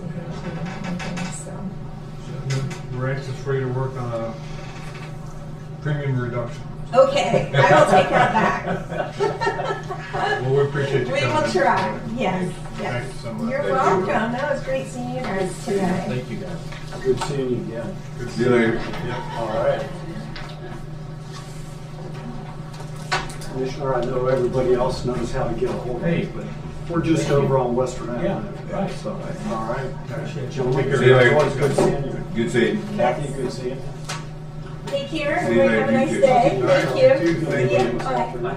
I'm here all day. Okay. Thanks for asking. Yeah, This is thank you. good. No, thanks for Appreciate having you. me. Yep. No, thank you. So this is the presentation of the proclamation? Yes. So we can sign They're actually out there. this. Okay. Ready? Yeah. Black ink. Yep. Order America's Month proclamation. Motion to sign this? Good morning. Oh, I'm sorry. No? Order America. Good morning. Yeah, well, we'll listen to it. Yeah, you qualify for it. Good morning. Hey. Good morning. Hi. Hi. Good morning. Good morning. Here's the proclamation.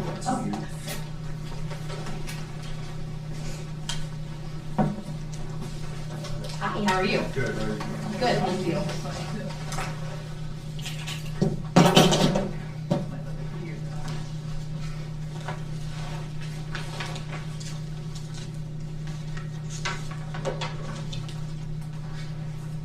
Three of them. This black one, is there a certain order, batting order for Do this? you need 3 or do you just need Just 2? need one. Did you make a copy? I did. We just need one additional. Okay. Yep, so just 2. 2 total? 2 total, yep. We always bring extra copies. Keep the match colors. All right, well, good morning. Good morning. Yeah. We just here for the proclamation? We just like to share a couple items if we Okay. can, so I guess we'll just introduce ourselves. I'm Jenny Lewis, I'm the Director of Community Outreach with the Area Agency on Aging District 7. Good morning, I'm Jamie Herman. I'm the new director for the Area Agency on Aging District 7. Oh, Jody Hoagland with the Ross County Senior Center, Executive Director. Janet Elliott, Assistant Director. So we're here because May is Older Americans Month. We come every year for a proclamation, and I always like to share with you a packet of our information just so that you have it. We know that you come in contact with a lot of individuals in Ross County who might utilize our services. So our services at the AAA 7 Area Agency on Aging District 7, we provide home and community-based services, working with providers like the Ross County Senior Center to keep folks in their home and community, their residents of choice. So providing them with a lot of different options to help them do that. There's a lot of information in your packet you can look at your leisure.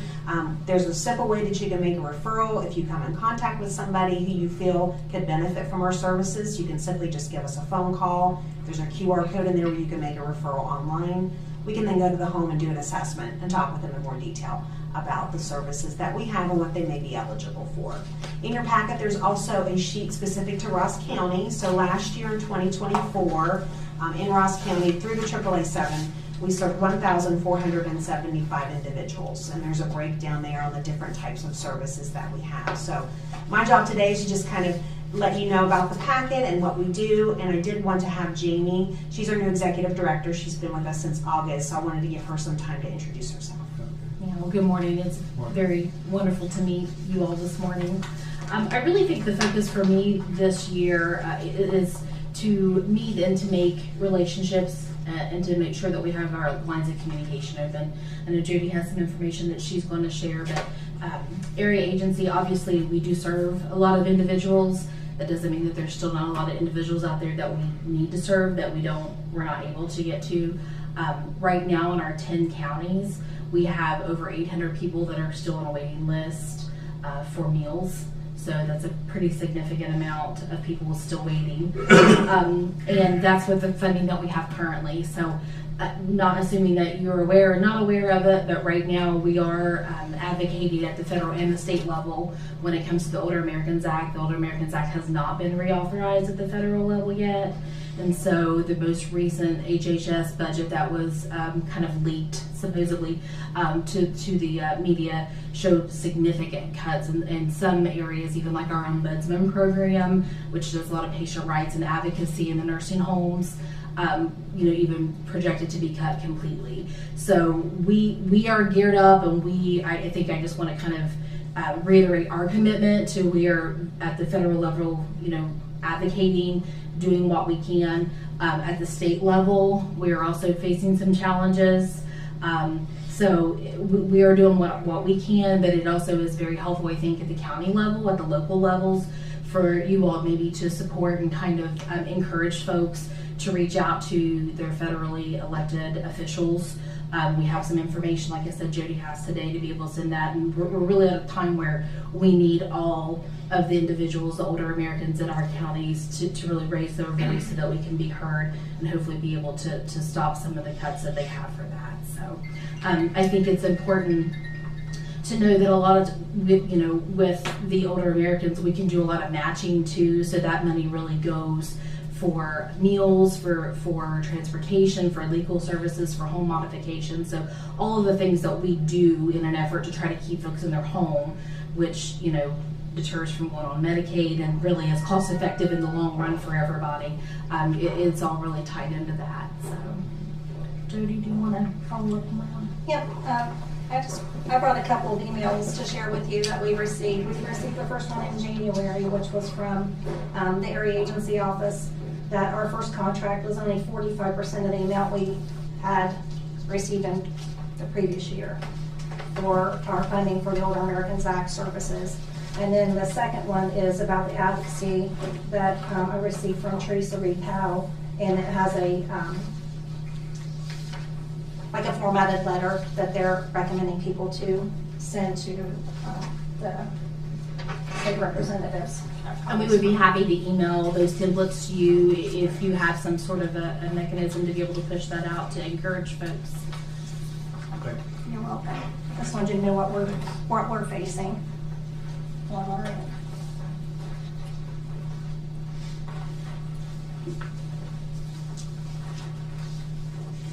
As far as Senior Citizens Day and the Older Americans Act, or Local Older Americans Month, we are having a Senior Citizens Day celebration on May the 15th at our Senior Center, and you're all invited to come and join us.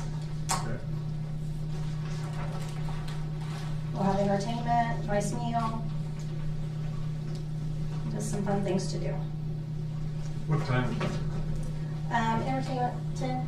10. Entertainment starts at 10, yeah.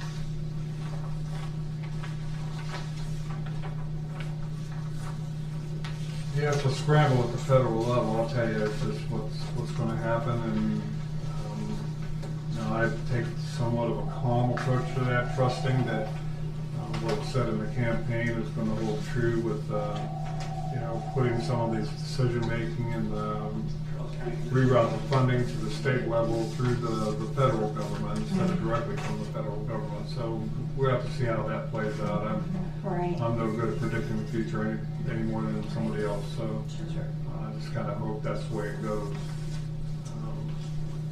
But we'll just have to see how that turns out. And every agency has that in an email they can send you if you Patty, I just can want send to. that to you. Just so you have it. We're charged with the Older Americans Act to advocate, so we're always in advocacy mode, advocating for our older adults in our communities, and so we're just always here to speak for them and to be a voice for them and to make sure that we have services. The aging population is increasing, so we're just advocating for. Why do you keep looking at me for age? It's the As we tell everybody, there's one thing all of us have in common, and that's that we're all aging. Yeah. We're all aging together. Even my 9-year-old is aging. So we're here, our motto at the Area Agency on Aging is that we're here to help you age better. So that's our motto, and we appreciate any support that you can give us. Thank you. We appreciate what you do. Thank you. Thank you. All right, so we have a proclamation here. Have you guys read this? It's going out in your packet. Yes. Feel good with it? I'll make a motion on the proclamation to sign. Second. All in favor, say aye. Aye. Thank you very much. Thank you. Appreciate that. We could grab a photo too once you have this. She's ready back. I'll give my camera too. Okay, thanks. And we appreciate the information coming over from the senior center. We appreciate that. I don't know what happened to that before, but we went looking for it and we couldn't find anything. So we appreciate the background and taking that stuff out and then now being constant every month sending it over. That really helps us. Yeah.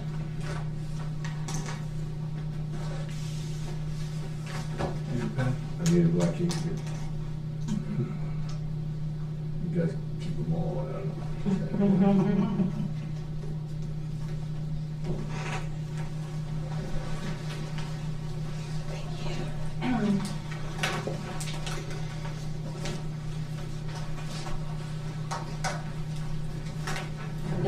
Are they ready? They were still sitting down. I was just waiting for them to start. Where'd our paparazzi go? They're up. Right there? Front and center. I wasn't ready beyond There she that. is. You're there doing your You job. ask, and there she is. Come down here and get a picture.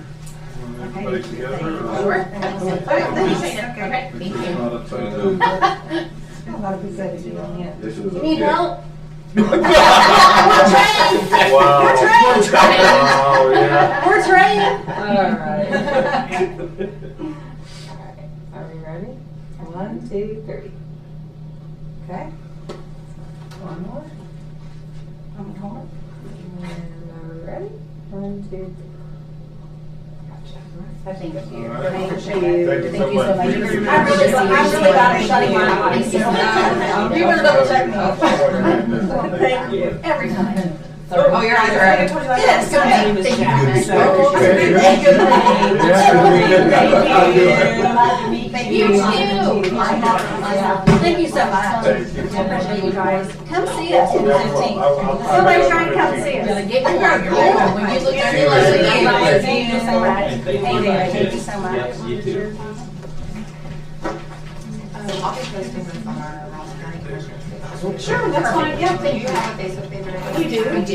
Okay, what is It's that? just Area Agency on Aging District How 7, many? Ohio. Yes, I will, yes. Ohio.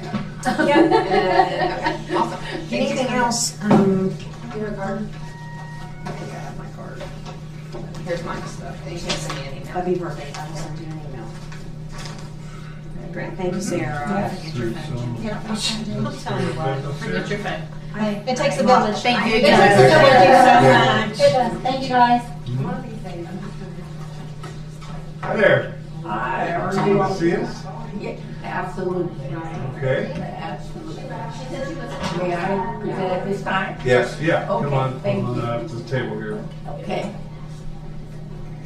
Good to see everybody this morning. Morning. Good to meet Mr. Glass. I think, I know the. You know the other two I convicts? think I know these other gentlemen. I guess I've lived a long time. I think I know this gentleman right here. Oh, young lady. And he wanted, when he saw me come in, he wanted to say, I thought she was under the ground.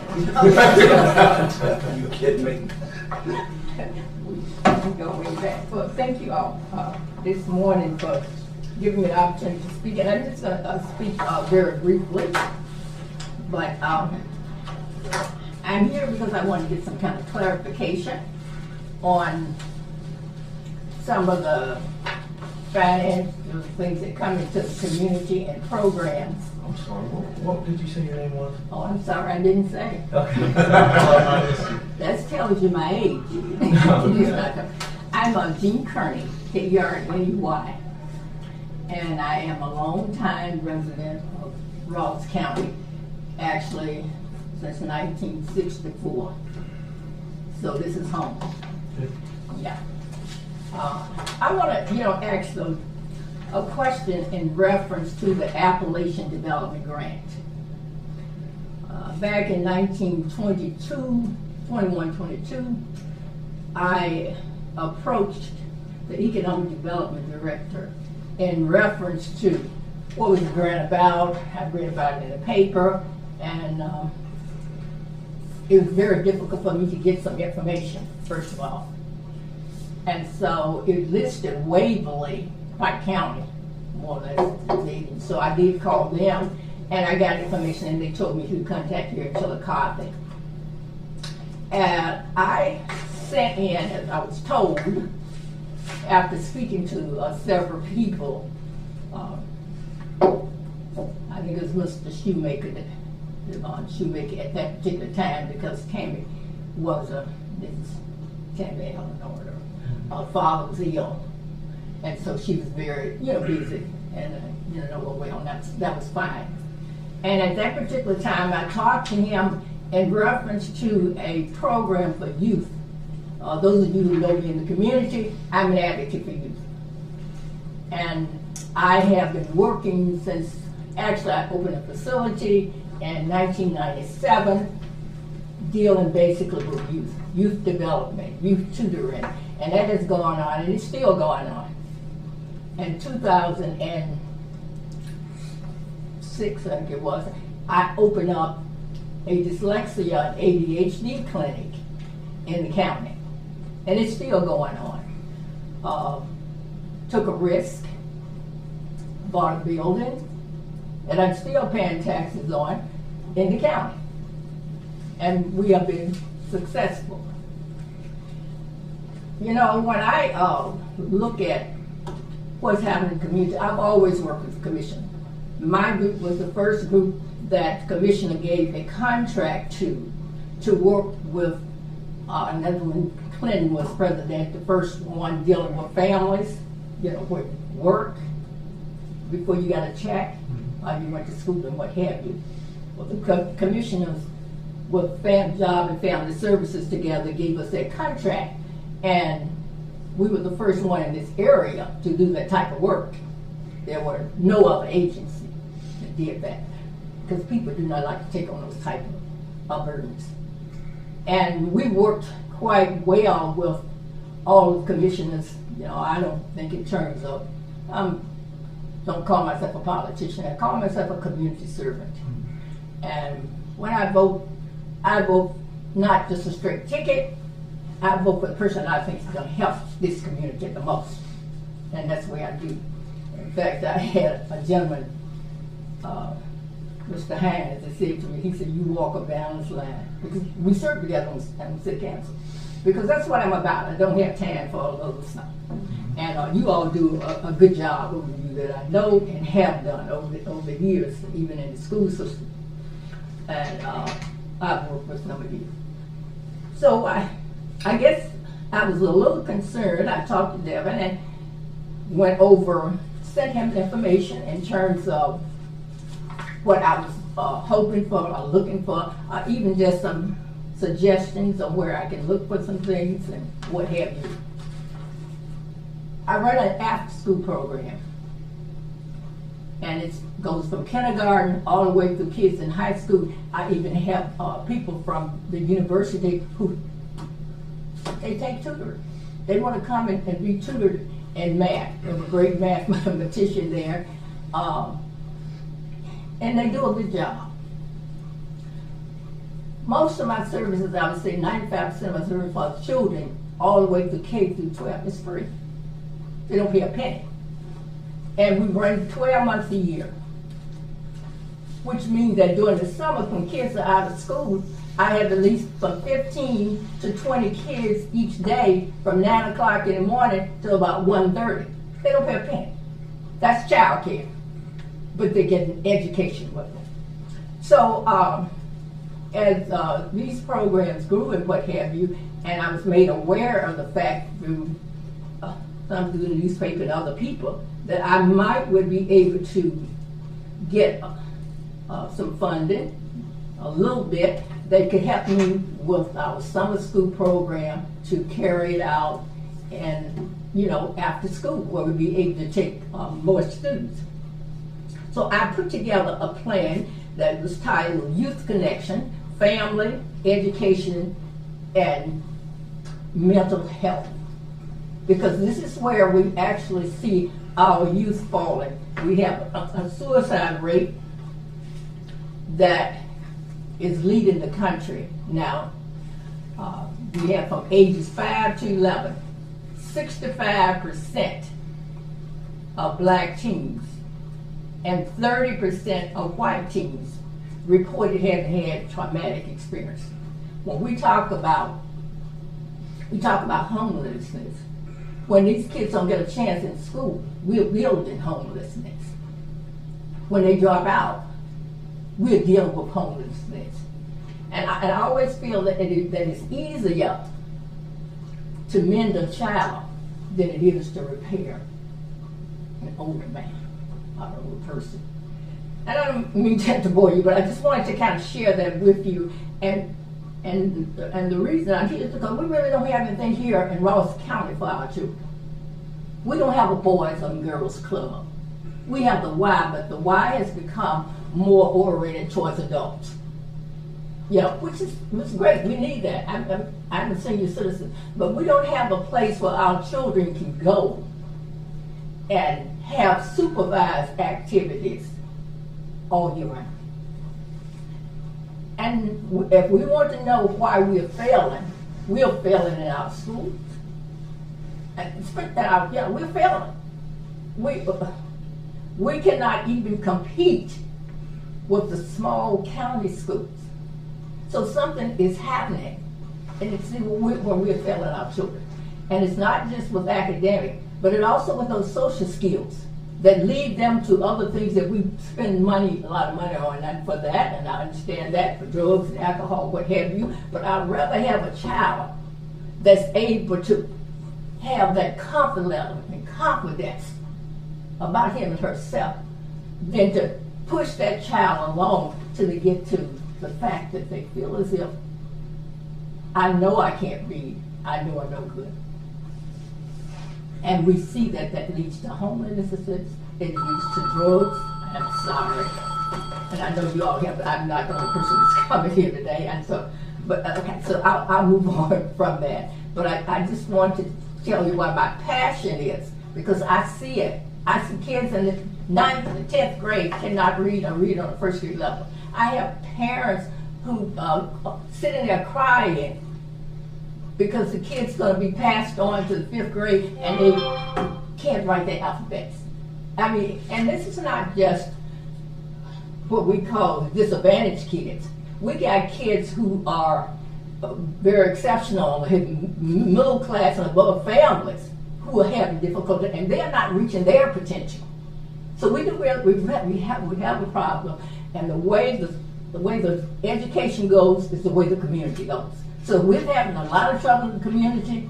That a lot of that, because a citizen is made and they'll grow over the years. You don't wake up one morning and you become a criminal.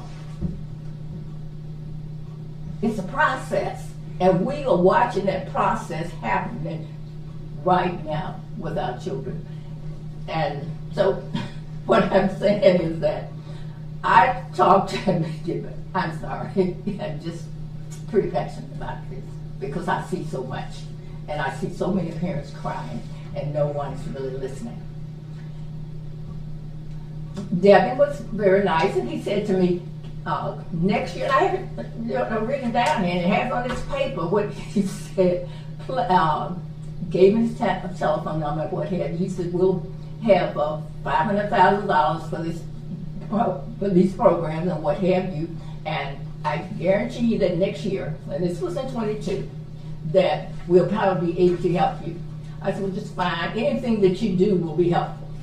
So, anything that will add to what, we're doing. So I called in 22, I called in 23, I called in 24, and I was told this last time that the second time I called, I think someone else had taken over the program, they had gone to another position. But then when I called the third time, he put me in with, I think it was someone else, Ms. Sacker. And then I was told that he set up a meeting with me with Nationwide. Now, why that happened, I don't know, with some group, and I did a virtual call with them about my program, but Nationwide doesn't know me, and they don't know Chillicothe.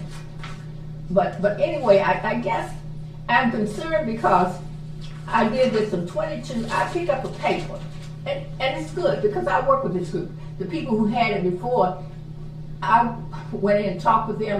When they had their programs, I supported it, gave money and donated, because that's what I do. It's about children. When I pick up this paper and I see Chillicothe Coffee Shop received grant to expand business,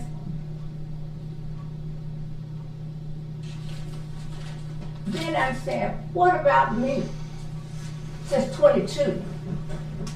I've invested in this community I've invested in this, I have a building on High Street. I invested. I pay taxes and 2 different places for these kids to get there and be there. And I have kids all from the county, their parents bring them in. I have people from Greenfield, and I have people who come from out of town because the program that I offered in terms of dyslexia and ADHD, and I've been offering for 19 years, just started talking about it in the school system since DeWine 2 years ago. So I'm wondering, why is it that I did not get the same type of courtesy as this group, which is wonderful. Wonderful to have a mentoring program. I'm aware of it.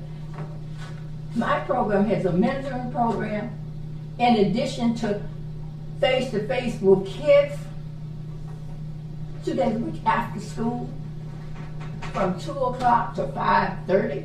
That's daycare. Parents come by and pick them out after school. They don't pay a penny. They get snacks But I mean, where are we and what are we thinking when we, and a lot of times we're not, and sometimes we're not assertive enough. I let the year go by and I just called. I did not, I think I know I called the president at that time, who was not a citizen, and of course he sent me back to the student, but nothing happened. And I guess I'm just saying, first of all, let's look and try to help and create more programs for kids. If we could connect with the community on that, we have to have something for the kids to do. What do they do? Where do they go? I mean, you have children, those of you who have children, you might be able to take your kids to Columbus, to the zoo, to the science. You might be able to do that.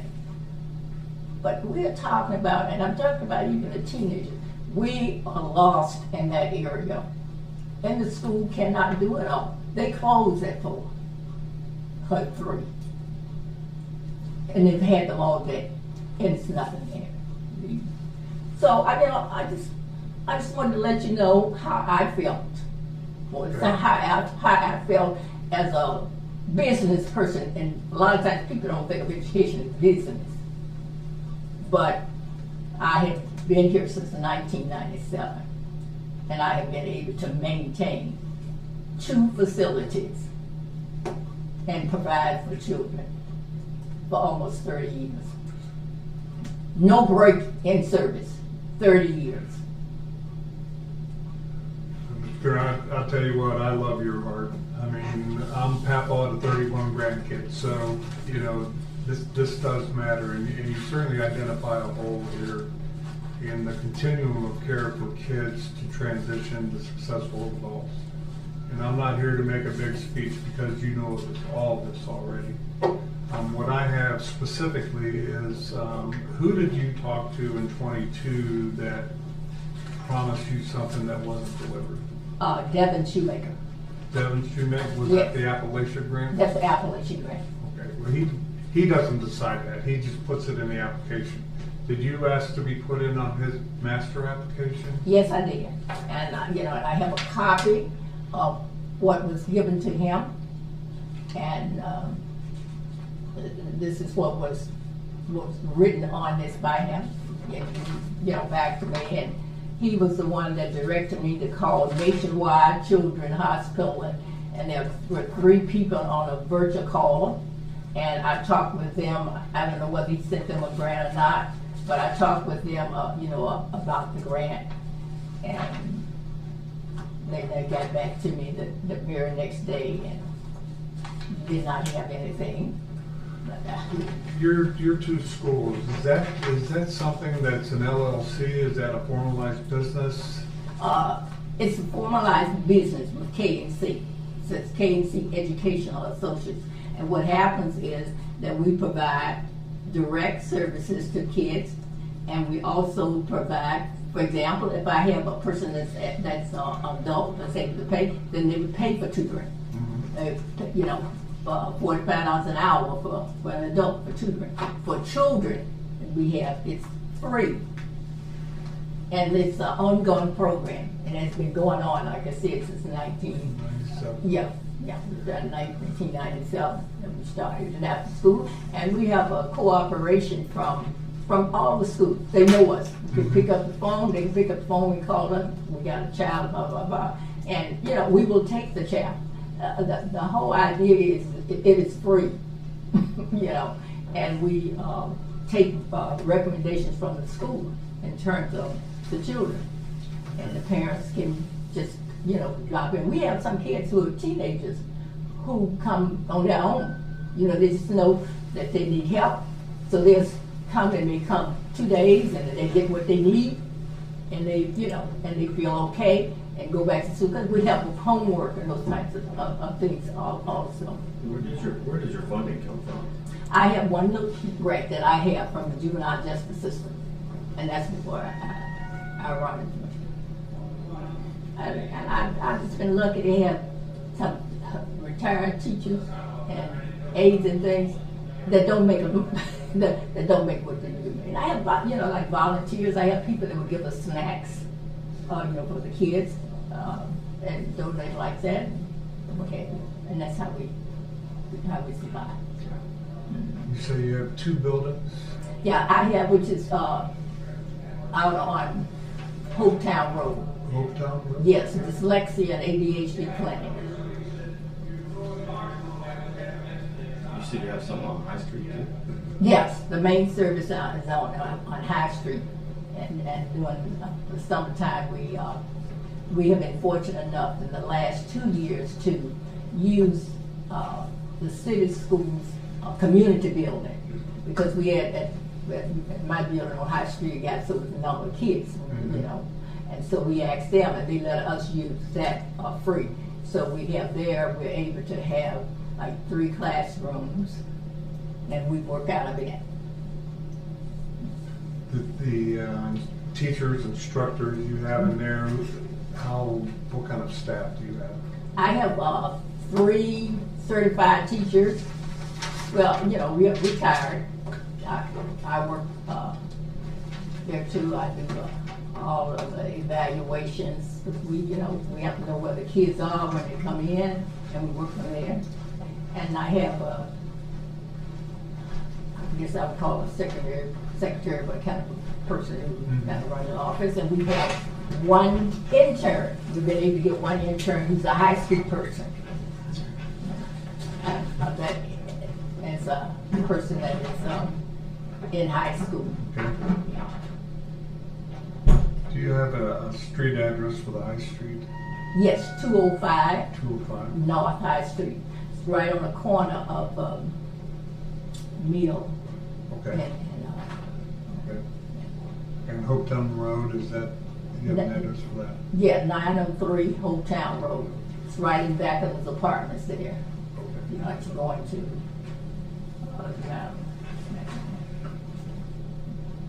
and we've been there since 2006 when I opened it.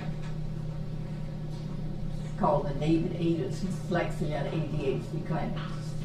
It was named after Dr. Ader because he was the first pediatrician who started working with kids who are ADHD, and he did a lot of work in the school system with teachers and what have you on ADHD. Okay. I know that there were, for the 30 projects that went on that application that Devin put together, there were 84 applications. So there was some sorting that needed to be done. I'm sorry that yours got cut. But, well, I won't say that I got cut because I just I called because I had turned it in each year, and I called and talked to the person they told me to talk to, and I didn't know anything about turning in anything again. So so he did not have an application this year from me because I called and they told me they didn't have anything. But I did give him the application in 22 and 23 because I had it right here where he wrote on it and wrote it. Can I make a copy of that? Yes, ma'am. And I have my notes on it. That's okay.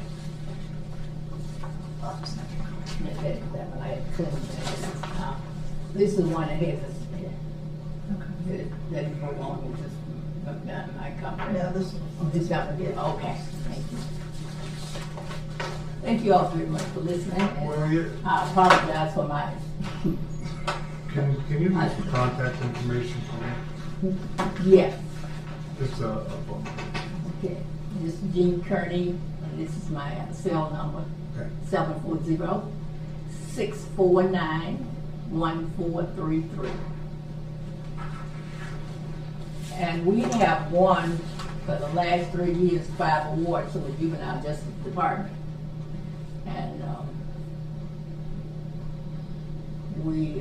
we had 2 kids last year who were selected as mentors and what have you, and recognized at the conference of judges the year 2 years before that, and Dr. Benson, not Dr. Benson, but Judge Benson, he was there when we were recognized. He didn't know we were recognized, but he was there, recognized. What was, you're just basically looking for operating funds, right? Yes. What would you project those to be on an annual basis? Well, what I was asking for, because they said you did not have a budget, but I always think in terms of a budget when you going to do this. We were thinking in terms of how much it would cost for a teacher, how much it would cost if we had an increase of like 10 kids, a family, what have you, something between just $15,000 or $20,000, but actually that's was the budget. But actually, we were willing to take just things for snacks. We had snacks and supplies and what have you. It's really a lot. And what I get from the juvenile justice system, of course, they monitor that, and there's certain things that you can buy and certain things you cannot get with and what have you. And we have computers and what have you. But the main thing is being able to increase the hours. When I get anything, I think in terms of when we increase the hours, because we stay there sometimes 35 to 40 minutes waiting on parents to come and pick up their kids. You know how that is, So with just any kind of help that we can get that would help us with the hours, food for them, because we have to provide all that.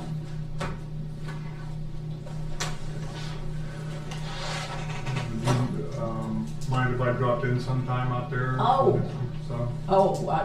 There's no problem at all. We are we're here after school, and so we're there at 2 o'clock. Someone will be there. Actually, the first staff person will get there about 1:30, and kids start coming in about 2:30. As soon as they get, some of them walk, they're close enough, to walk over there. Okay, and then what time is shut down? About 5:30. 5 o'clock, but I said by the time we get out at 5:30. 5 o'clock. Yes, we love that. What's the breakdown in the school districts that you serve? Every district in the county in terms of students. Mm-hmm. Now, most of my students come from within the city because they can get there. Mm-hmm. But I have kids from just about every school, and have had over years from every school, and even from Greenfield, Jackson, for my district, for the clinic. People come from all over. I have people who come from Portsmouth. I have 3 families that drive. Now, they pay by the hour for their kids, but they don't pay the regular price because they help a child with dyslexia is $75 an hour because it's therapy. Mm-hmm. There's specialized people that get their training for that. So they pay $45, which is the same thing that you pay for regular tutoring. One-on-one, and all of it, it's one-on-one with them. The one at High Street, we have small groups, like we probably have like maybe 3 kids in a group, and sometimes the kid is really having difficulty reading, then one-on-one, or they're recommended to the clinic for a period of time, and I just take them free. From there, we just, because parents can't afford it, but we can take them and get them started with their reading. Mm-hmm. And I had, for the clinic, I've had people to come as far as from Cleveland for evaluations, because people don't do that. Yeah. There are no specific evaluations that they do for that. So I would say in terms of the grant that I work with, some of my personal funds that have flowed over to that. It's because I have more kids that come free on a regular basis, as if kids that come in. I have 3 families that come from Jackson a while, 2 days a week. The parents bring them. Yeah, it's ways. Yeah. So thank you all very much. I appreciate you for your listening and your patience. I get passionate about children, period. Y'all not doing one. I went to my city council about for swimming, $5 per child. I have 3 children. That's $15 for swimming. And they're gonna need some snacks. Lots of snacks. Yeah. Lots of snacks. Yeah, and then when you think about it, swimming in the summertime. I said, well, you know, they're gonna wanna go at least twice a month. You know, I just think that we need to focus on a little bit more on things that can help our kids to grow. It's productive, we just don't have it. So thank y'all very much. Well, thank you for coming in, we appreciate it. Always good to see you. Well, gentlemen, we have to get to the we're gonna reconvene when we come back and do business. So we'll take care of that. I'd like to, Thank you so much. Good to see you. All right. thank you. Go ahead and call upon us to the meeting, Yeah, I'll make a motion to recess. and then we'll come back at 1 o'clock or so and reconvene. Second? Second. All in favor, say aye. We got this. Sarah went out early, get your table. Clean up this deal. Okay. Yeah, it's gonna take us 10 minutes, it's gonna take us 20 minutes just to get through Bridge Street traffic. Yeah, We need to make it 1 o'clock, so. Yeah. ODOT's got things under control out there, man. I just asked everybody, they'll tell you. Everybody's screaming out, well, they're gonna put a roundabout on Bridge Street. I said, they ain't put no roundabout on Bridge Street. I've heard that so many I times. said, are you stupid or what? I said, look at the freaking thing, it's not on Bridge Street, it's gonna be on Stewart Road. Over by Walmart, which is a crazy intersection anyway. Yes, it is, It especially doesn't right make now. any sense where there's random stop sign placed across there. I'm glad I didn't have anything to do with that. Okay, we'll see you guys in a little while. I'll see you out there. Thanks, guys. Thank you.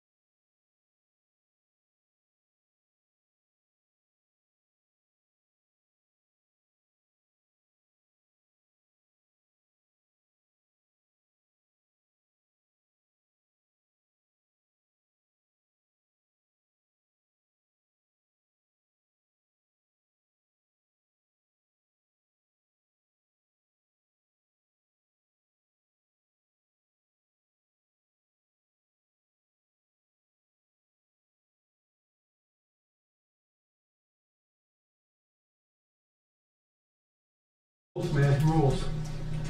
We don't have to do it when. We can convene, technically, we don't have to turn on. Technically, we do not have to go to turn that on to go into executive session. Well, that's true, you don't have to go back on air if you don't want to. Well, I think it's good practice.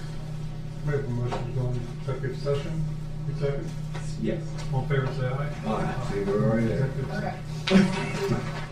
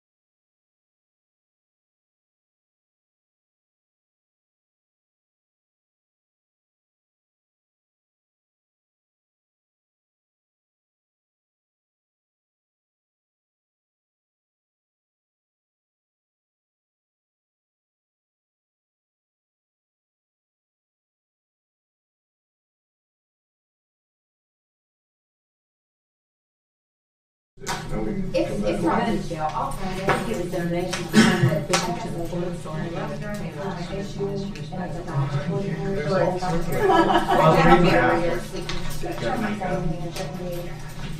Oh, okay, there's Thanks anything you want today. to do. So I wanna make sure I got it. Okay? Send us. I'll In check all it your out. free time? I'll check it out. Thank you. You're welcome. Thank you, guys. See ya. Okay, we have appropriation for funds. Judge Corzine. Yes, that's it. We're gonna do it all. Okay. I'll tell them. Yeah, just, right, have you taken notes? Go ahead, Judge Corzine's here. And we better get through this then. Appropriation of funds for $12,500 from the general fund to the Grant Economic Development Alliance. This is Tammy's second payment. Okay, so this was why I asked her what that commitment was from us to them for 2025. Our first payment this year was not 12. No, that's how much they shorted the account, the line item in the budget. Okay, so the line item does not match. Well, you said you would appropriate. Okay.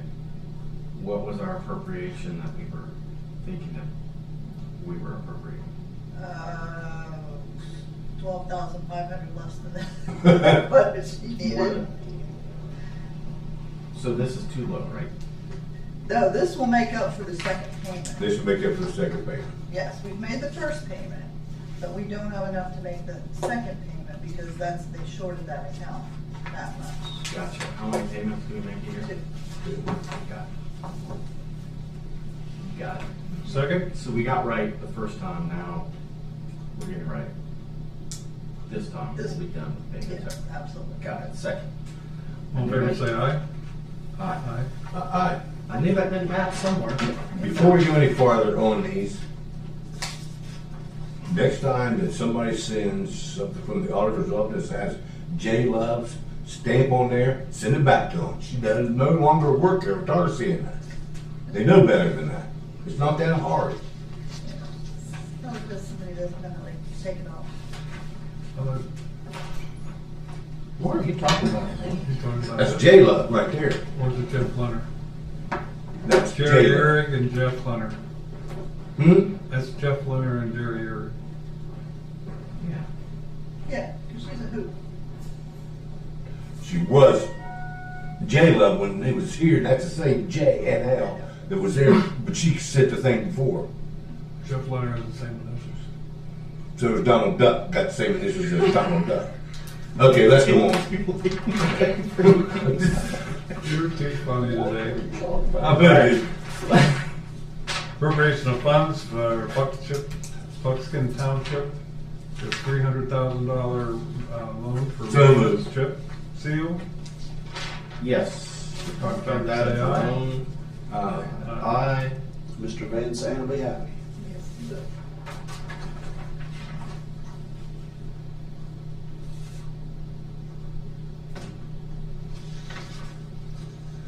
Appropriation of loan from planning or from general fund to planning development department contract services, $17,098. This is for the traffic impact study on Pleasant Valley Road.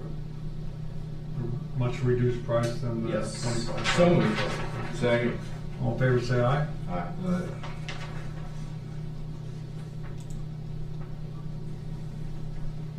That's a real good price, I think. Hopefully they have real good news.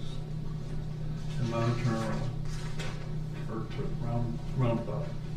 Yeah, well, I think for context, there's been folks out there who said we denied that, the housing project in that area or something like that. This, I think, is, we're being proactive in addressing a problem, whether it is to support development, in this case, or future development. We know we have to do this, and whoever's going to develop in that area, we need to have an idea of what the traffic implications look like, so.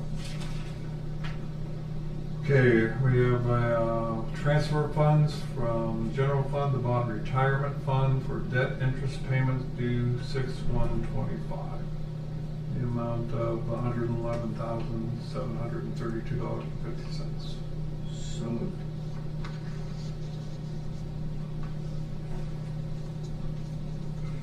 Second, I'm still looking at it because, Yeah, I'm wondering what bonds that retires.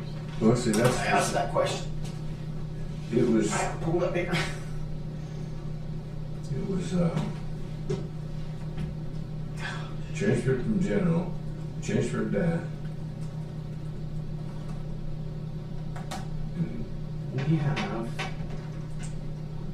about $6 million in current bonding debt. We retire every year. I asked about this morning because I saw this item and thought, what is this? This is debt interest payment. I don't think it's just interest, I think it's principal. Maybe not. But I'll show you what I have at my computer or whatever. Golly.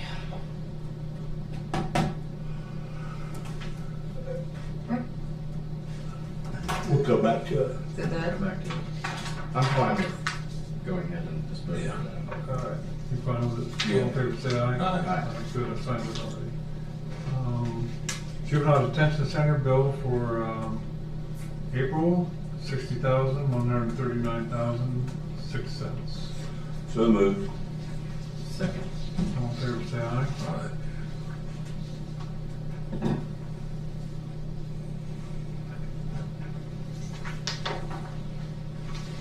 Meeting next Tuesday.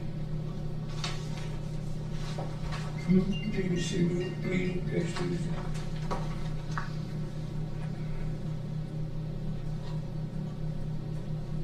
I think 13th.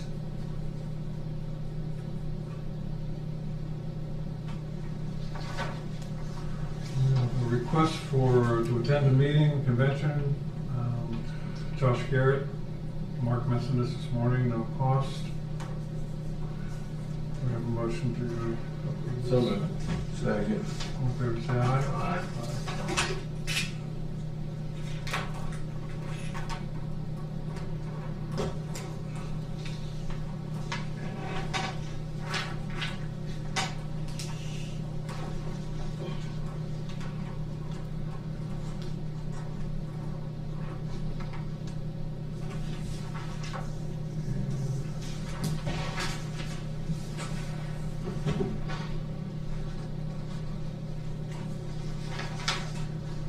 This is the document for approving the planning and development department to go ahead with the Pleasant Valley traffic impact study.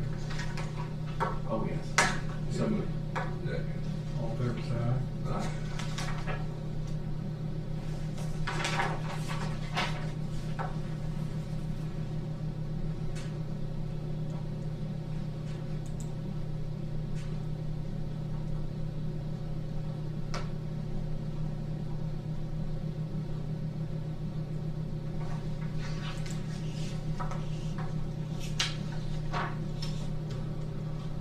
This credit application for, That is the company that we're going to purchase fuel from the airport.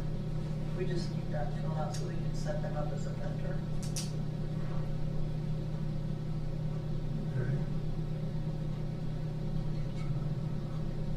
This is J.R. Wright and Sons, Newcomer Style, Ohio. Are they the supplier to Duncan? Or Do we want to use Duncan? are we, I thought that was what we were doing, but I don't. No, this is just for our maintenance vehicles. It's not for the fuel farm.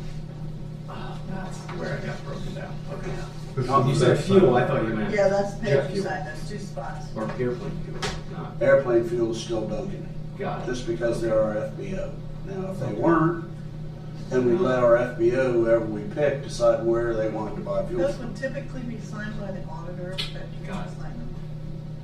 So I signed both spots. Yes. So moved. Second. All in favor, aye? Aye. I feel better now. I just was confused confused about how that related to the FBO and. No, it When I heard doesn't. It's gas, just, when I had a few just like for our, gas- just for our mowing needs and snow removal and stuff like that. That is actually, the guy that worked for Deerstrom for years, Scott Smith. Scott worked for Jim for, I don't know, 20-some years until he closed. And then he went to work for Likens, and then Likens got bought by World Fuel. And he didn't like the way they operated, so he left, and he couldn't do anything for a year. So he bought the paint grill, and he owns the paint grill now. Bought it from Keith Jones. And now he's working for this company here. Huh.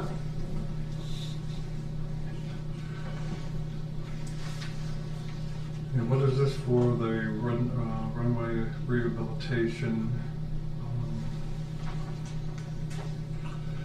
That is a notice to, no, it's a notice of commencement. It has to be recorded in the recorder's office. So basically what we're saying is we're getting ready to do a project at the airport using county funds. That's the name of the project. There's a document on there that shows exactly what's taking Well, place. this is stamped it. Then I have to take it downstairs and get it, and get it recorded. Do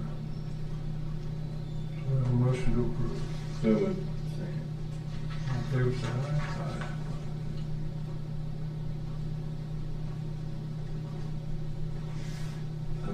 I'll run up to there. They didn't start today, they're starting tomorrow. They start tomorrow? Starting tomorrow. They were supposed to start today, but for some reason they're starting tomorrow. But they're just gonna do layout and stuff tomorrow. They won't start milling until the 8th, which is what, Thursday. Okay, because Dan Ramey wants to go out there and Try. fires. Yeah, drone. Just over the airport, because he hadn't got it. It's the only time he can do it's when it's shut down, Yeah. otherwise he wouldn't be allowed.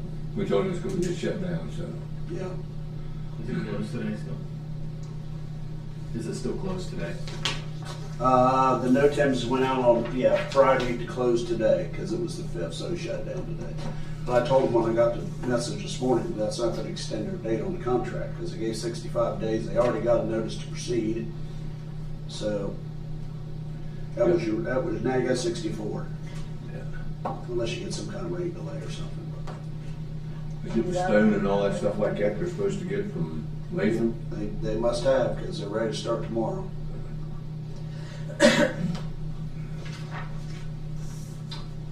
That's all I got. You got anything, Brad? I do. Not much.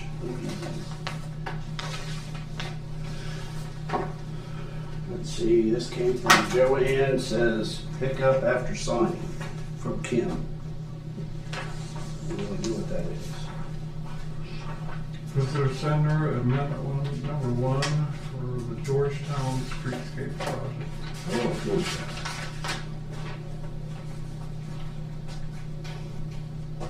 Previous amendment listed $673,500, but should have been $674,000. So $500 more dollars. So moved. All in favor, say aye.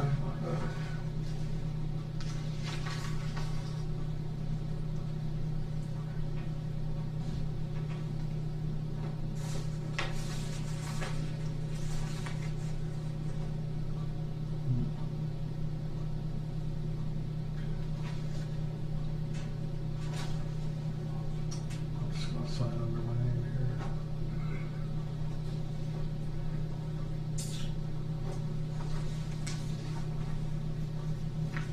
I don't know if you saw this lady's complaint about the National Day of Prayer sign hanging on Yeah, the I courthouse. seen, I seen it and Don't have any rule about time. I put it in 513. Not for signs, I don't think. Right. I put it, that's, Was that in your light? I don't think it was. You'll have to add that too.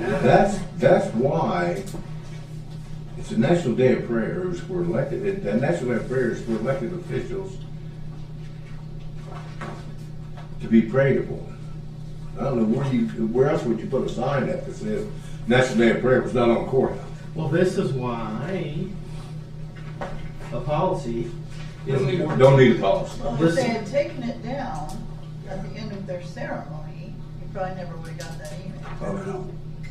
Well, we took it down. I'm not We gonna did. answer. Well, save that time for another discussion, but. I didn't answer, but. Brad TV This is way Yes, there. today. This is late today. I forgot we were on camera before. I said, we're still on camera, I think. That's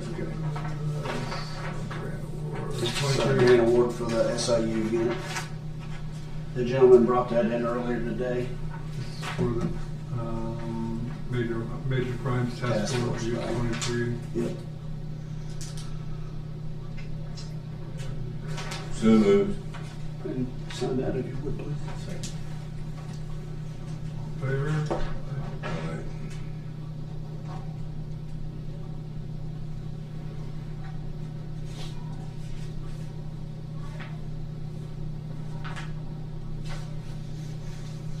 His penmanship. Time sheet? Payment, please. Second. All in favor? Aye.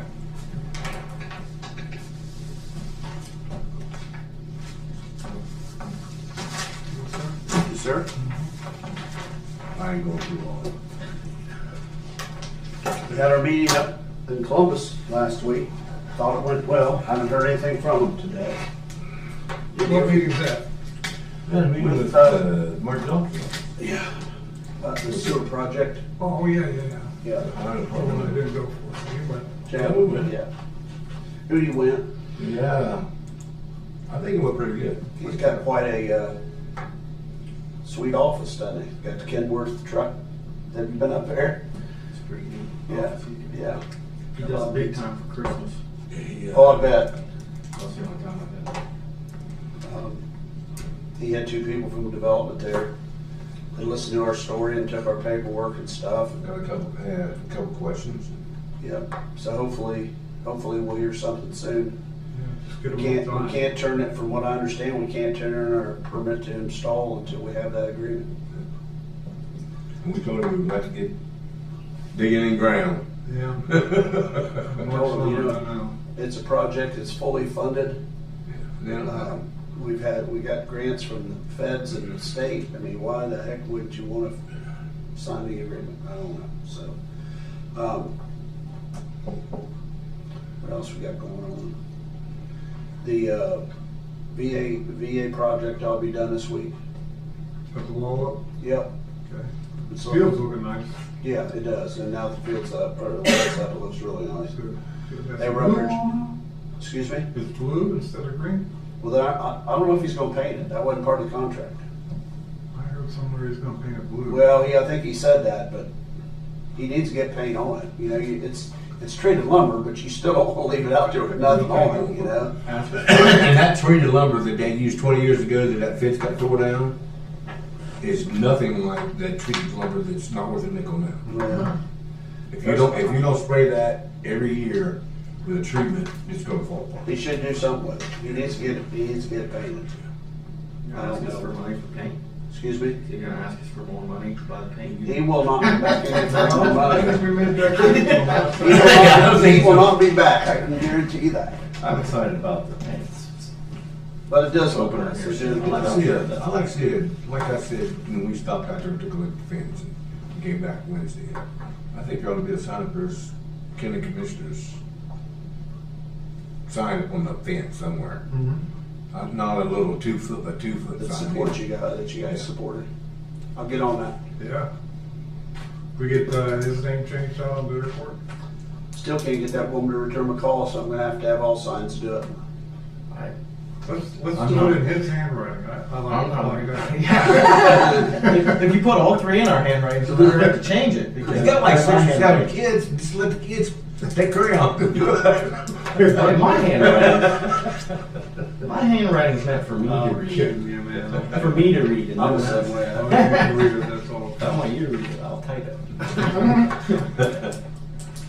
Jail projects, they're on the last cell on the first floor, so that's going along pretty well.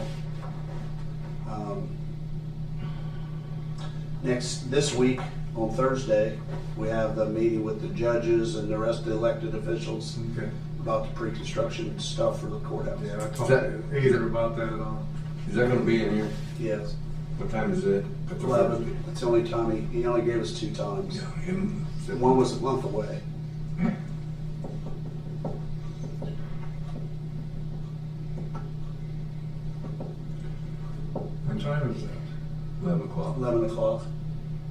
a.m. I think it's Thursday, isn't 8th. it? It's either Thursday, it's the 8th.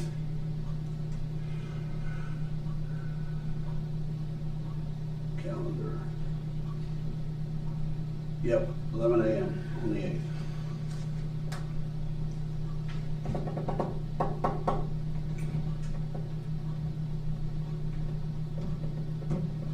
I'll make a motion with adjourn. Wait. I still have my report from the staff meeting. Do you want me to give it? She's worked hard on this report. For litter control and wellness. I just have a couple questions. Continue. Okay. Our adopter road cleanups are done for litter control for the year. We just wrapped that up, so I'm gonna be getting certificates out to them. Adena Road is back in action and back to being littered and destroyed. Oh, yeah, I was gonna say, it's back to, We literally put 3 bins down, and within 2 hours, there was stuff on the ground. So, Ryan, I think, is gonna return next week. He had the baby. Well, he didn't, his wife did. Probation has been helping a lot since he's been gone. I'm super thankful for them. Dana's really picked up some slack for Ryan, so I get out a couple days a week to try to go bag or throw the stuff that's on the road in the litter truck. So I'm kind of everywhere for the last couple weeks.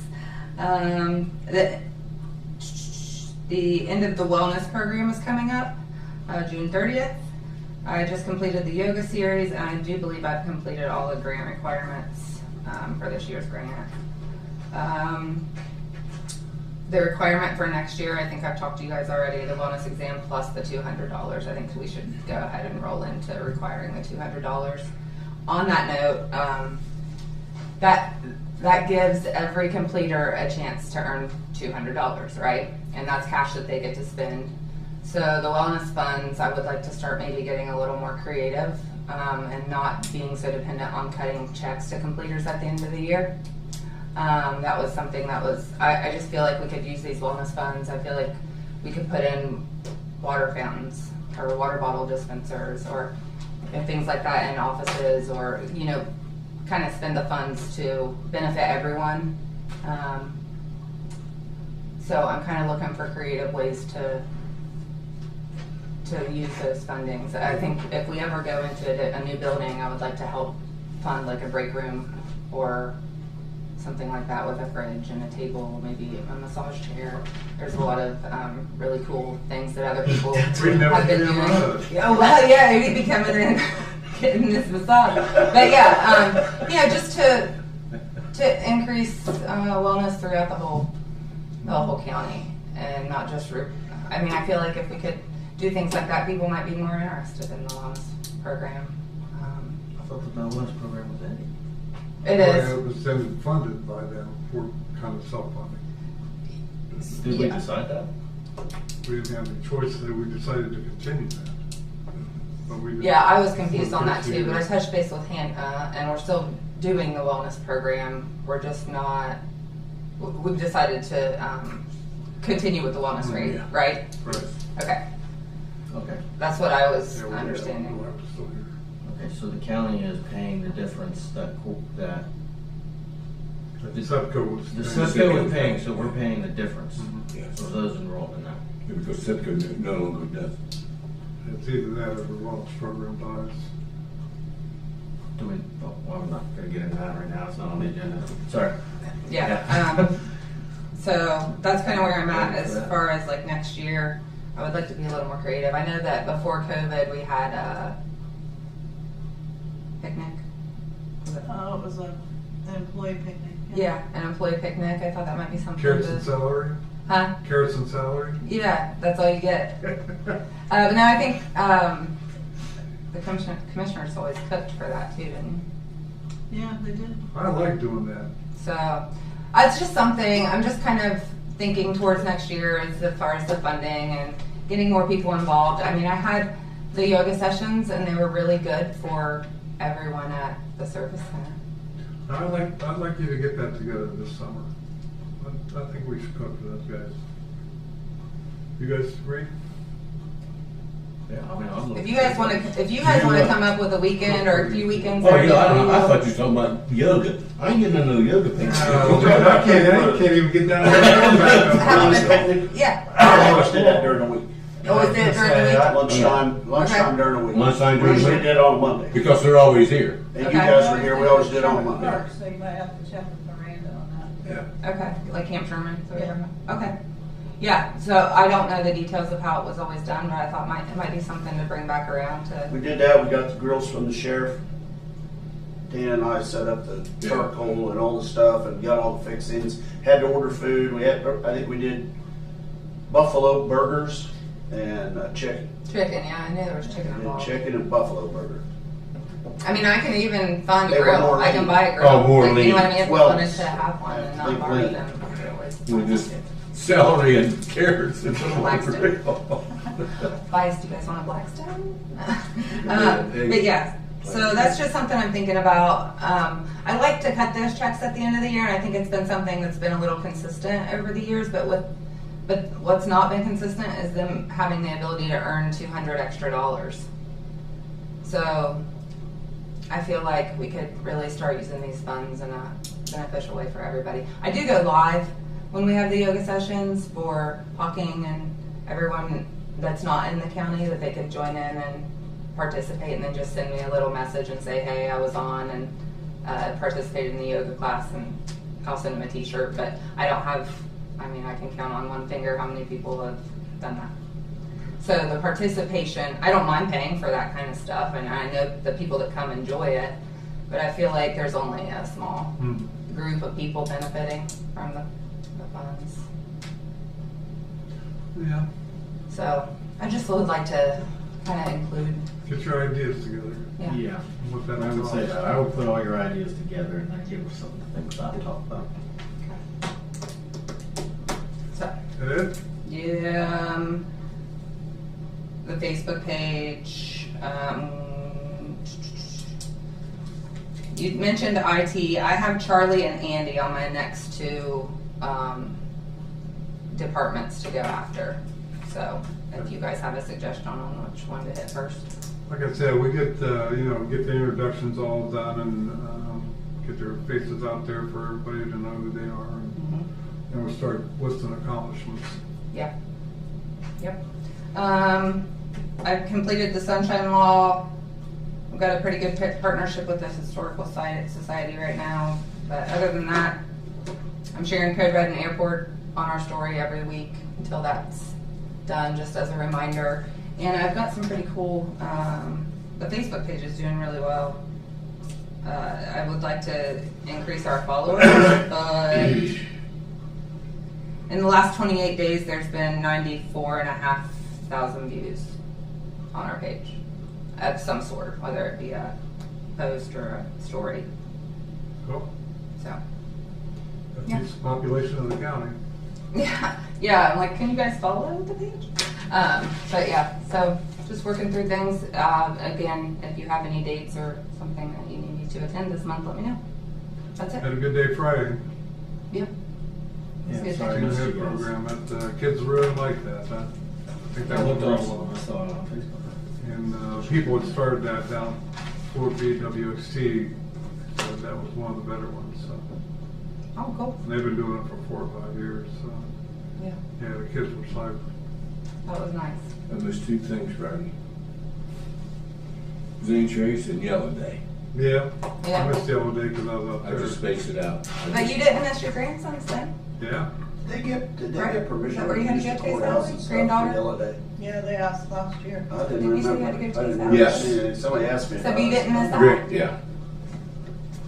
Yeah. And the 15th or 14th, I'm going up to the State House to testify to the Senate Health Committee. Try and get our last effort through for JFS funding, Child Protective Services. And then the tour of the jail is coming up. Is that next week, Brian? Tour of the jail? Yeah,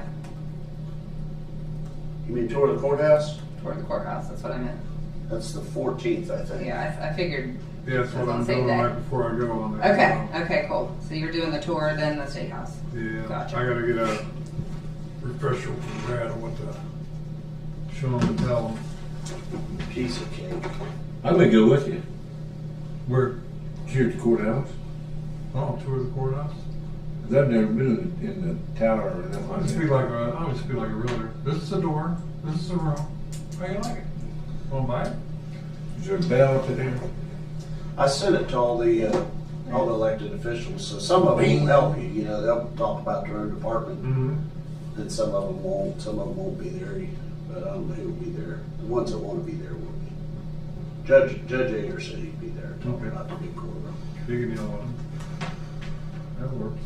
So the 14th, and what time is that gonna start, the tour thing? 10:30, 10:30 to. Well, you never know about it, because they go in the morning, they get breakfast bought for them down at the courthouse, and the mayor talks to them down there. And then whenever they're done doing whatever they're doing down there, then they walk somewhere else, and then they come here. Let me see what I got here. I got on my schedule at 10:30 to do. That should be in common. I've got 9:45. 9:45. I've got 9:45 because I never know when they're gonna show up. Could be 10, could be 9:30, 9:45. I may come around just to hang around. Yeah. That's next Wednesday, not this Wednesday, but next Wednesday.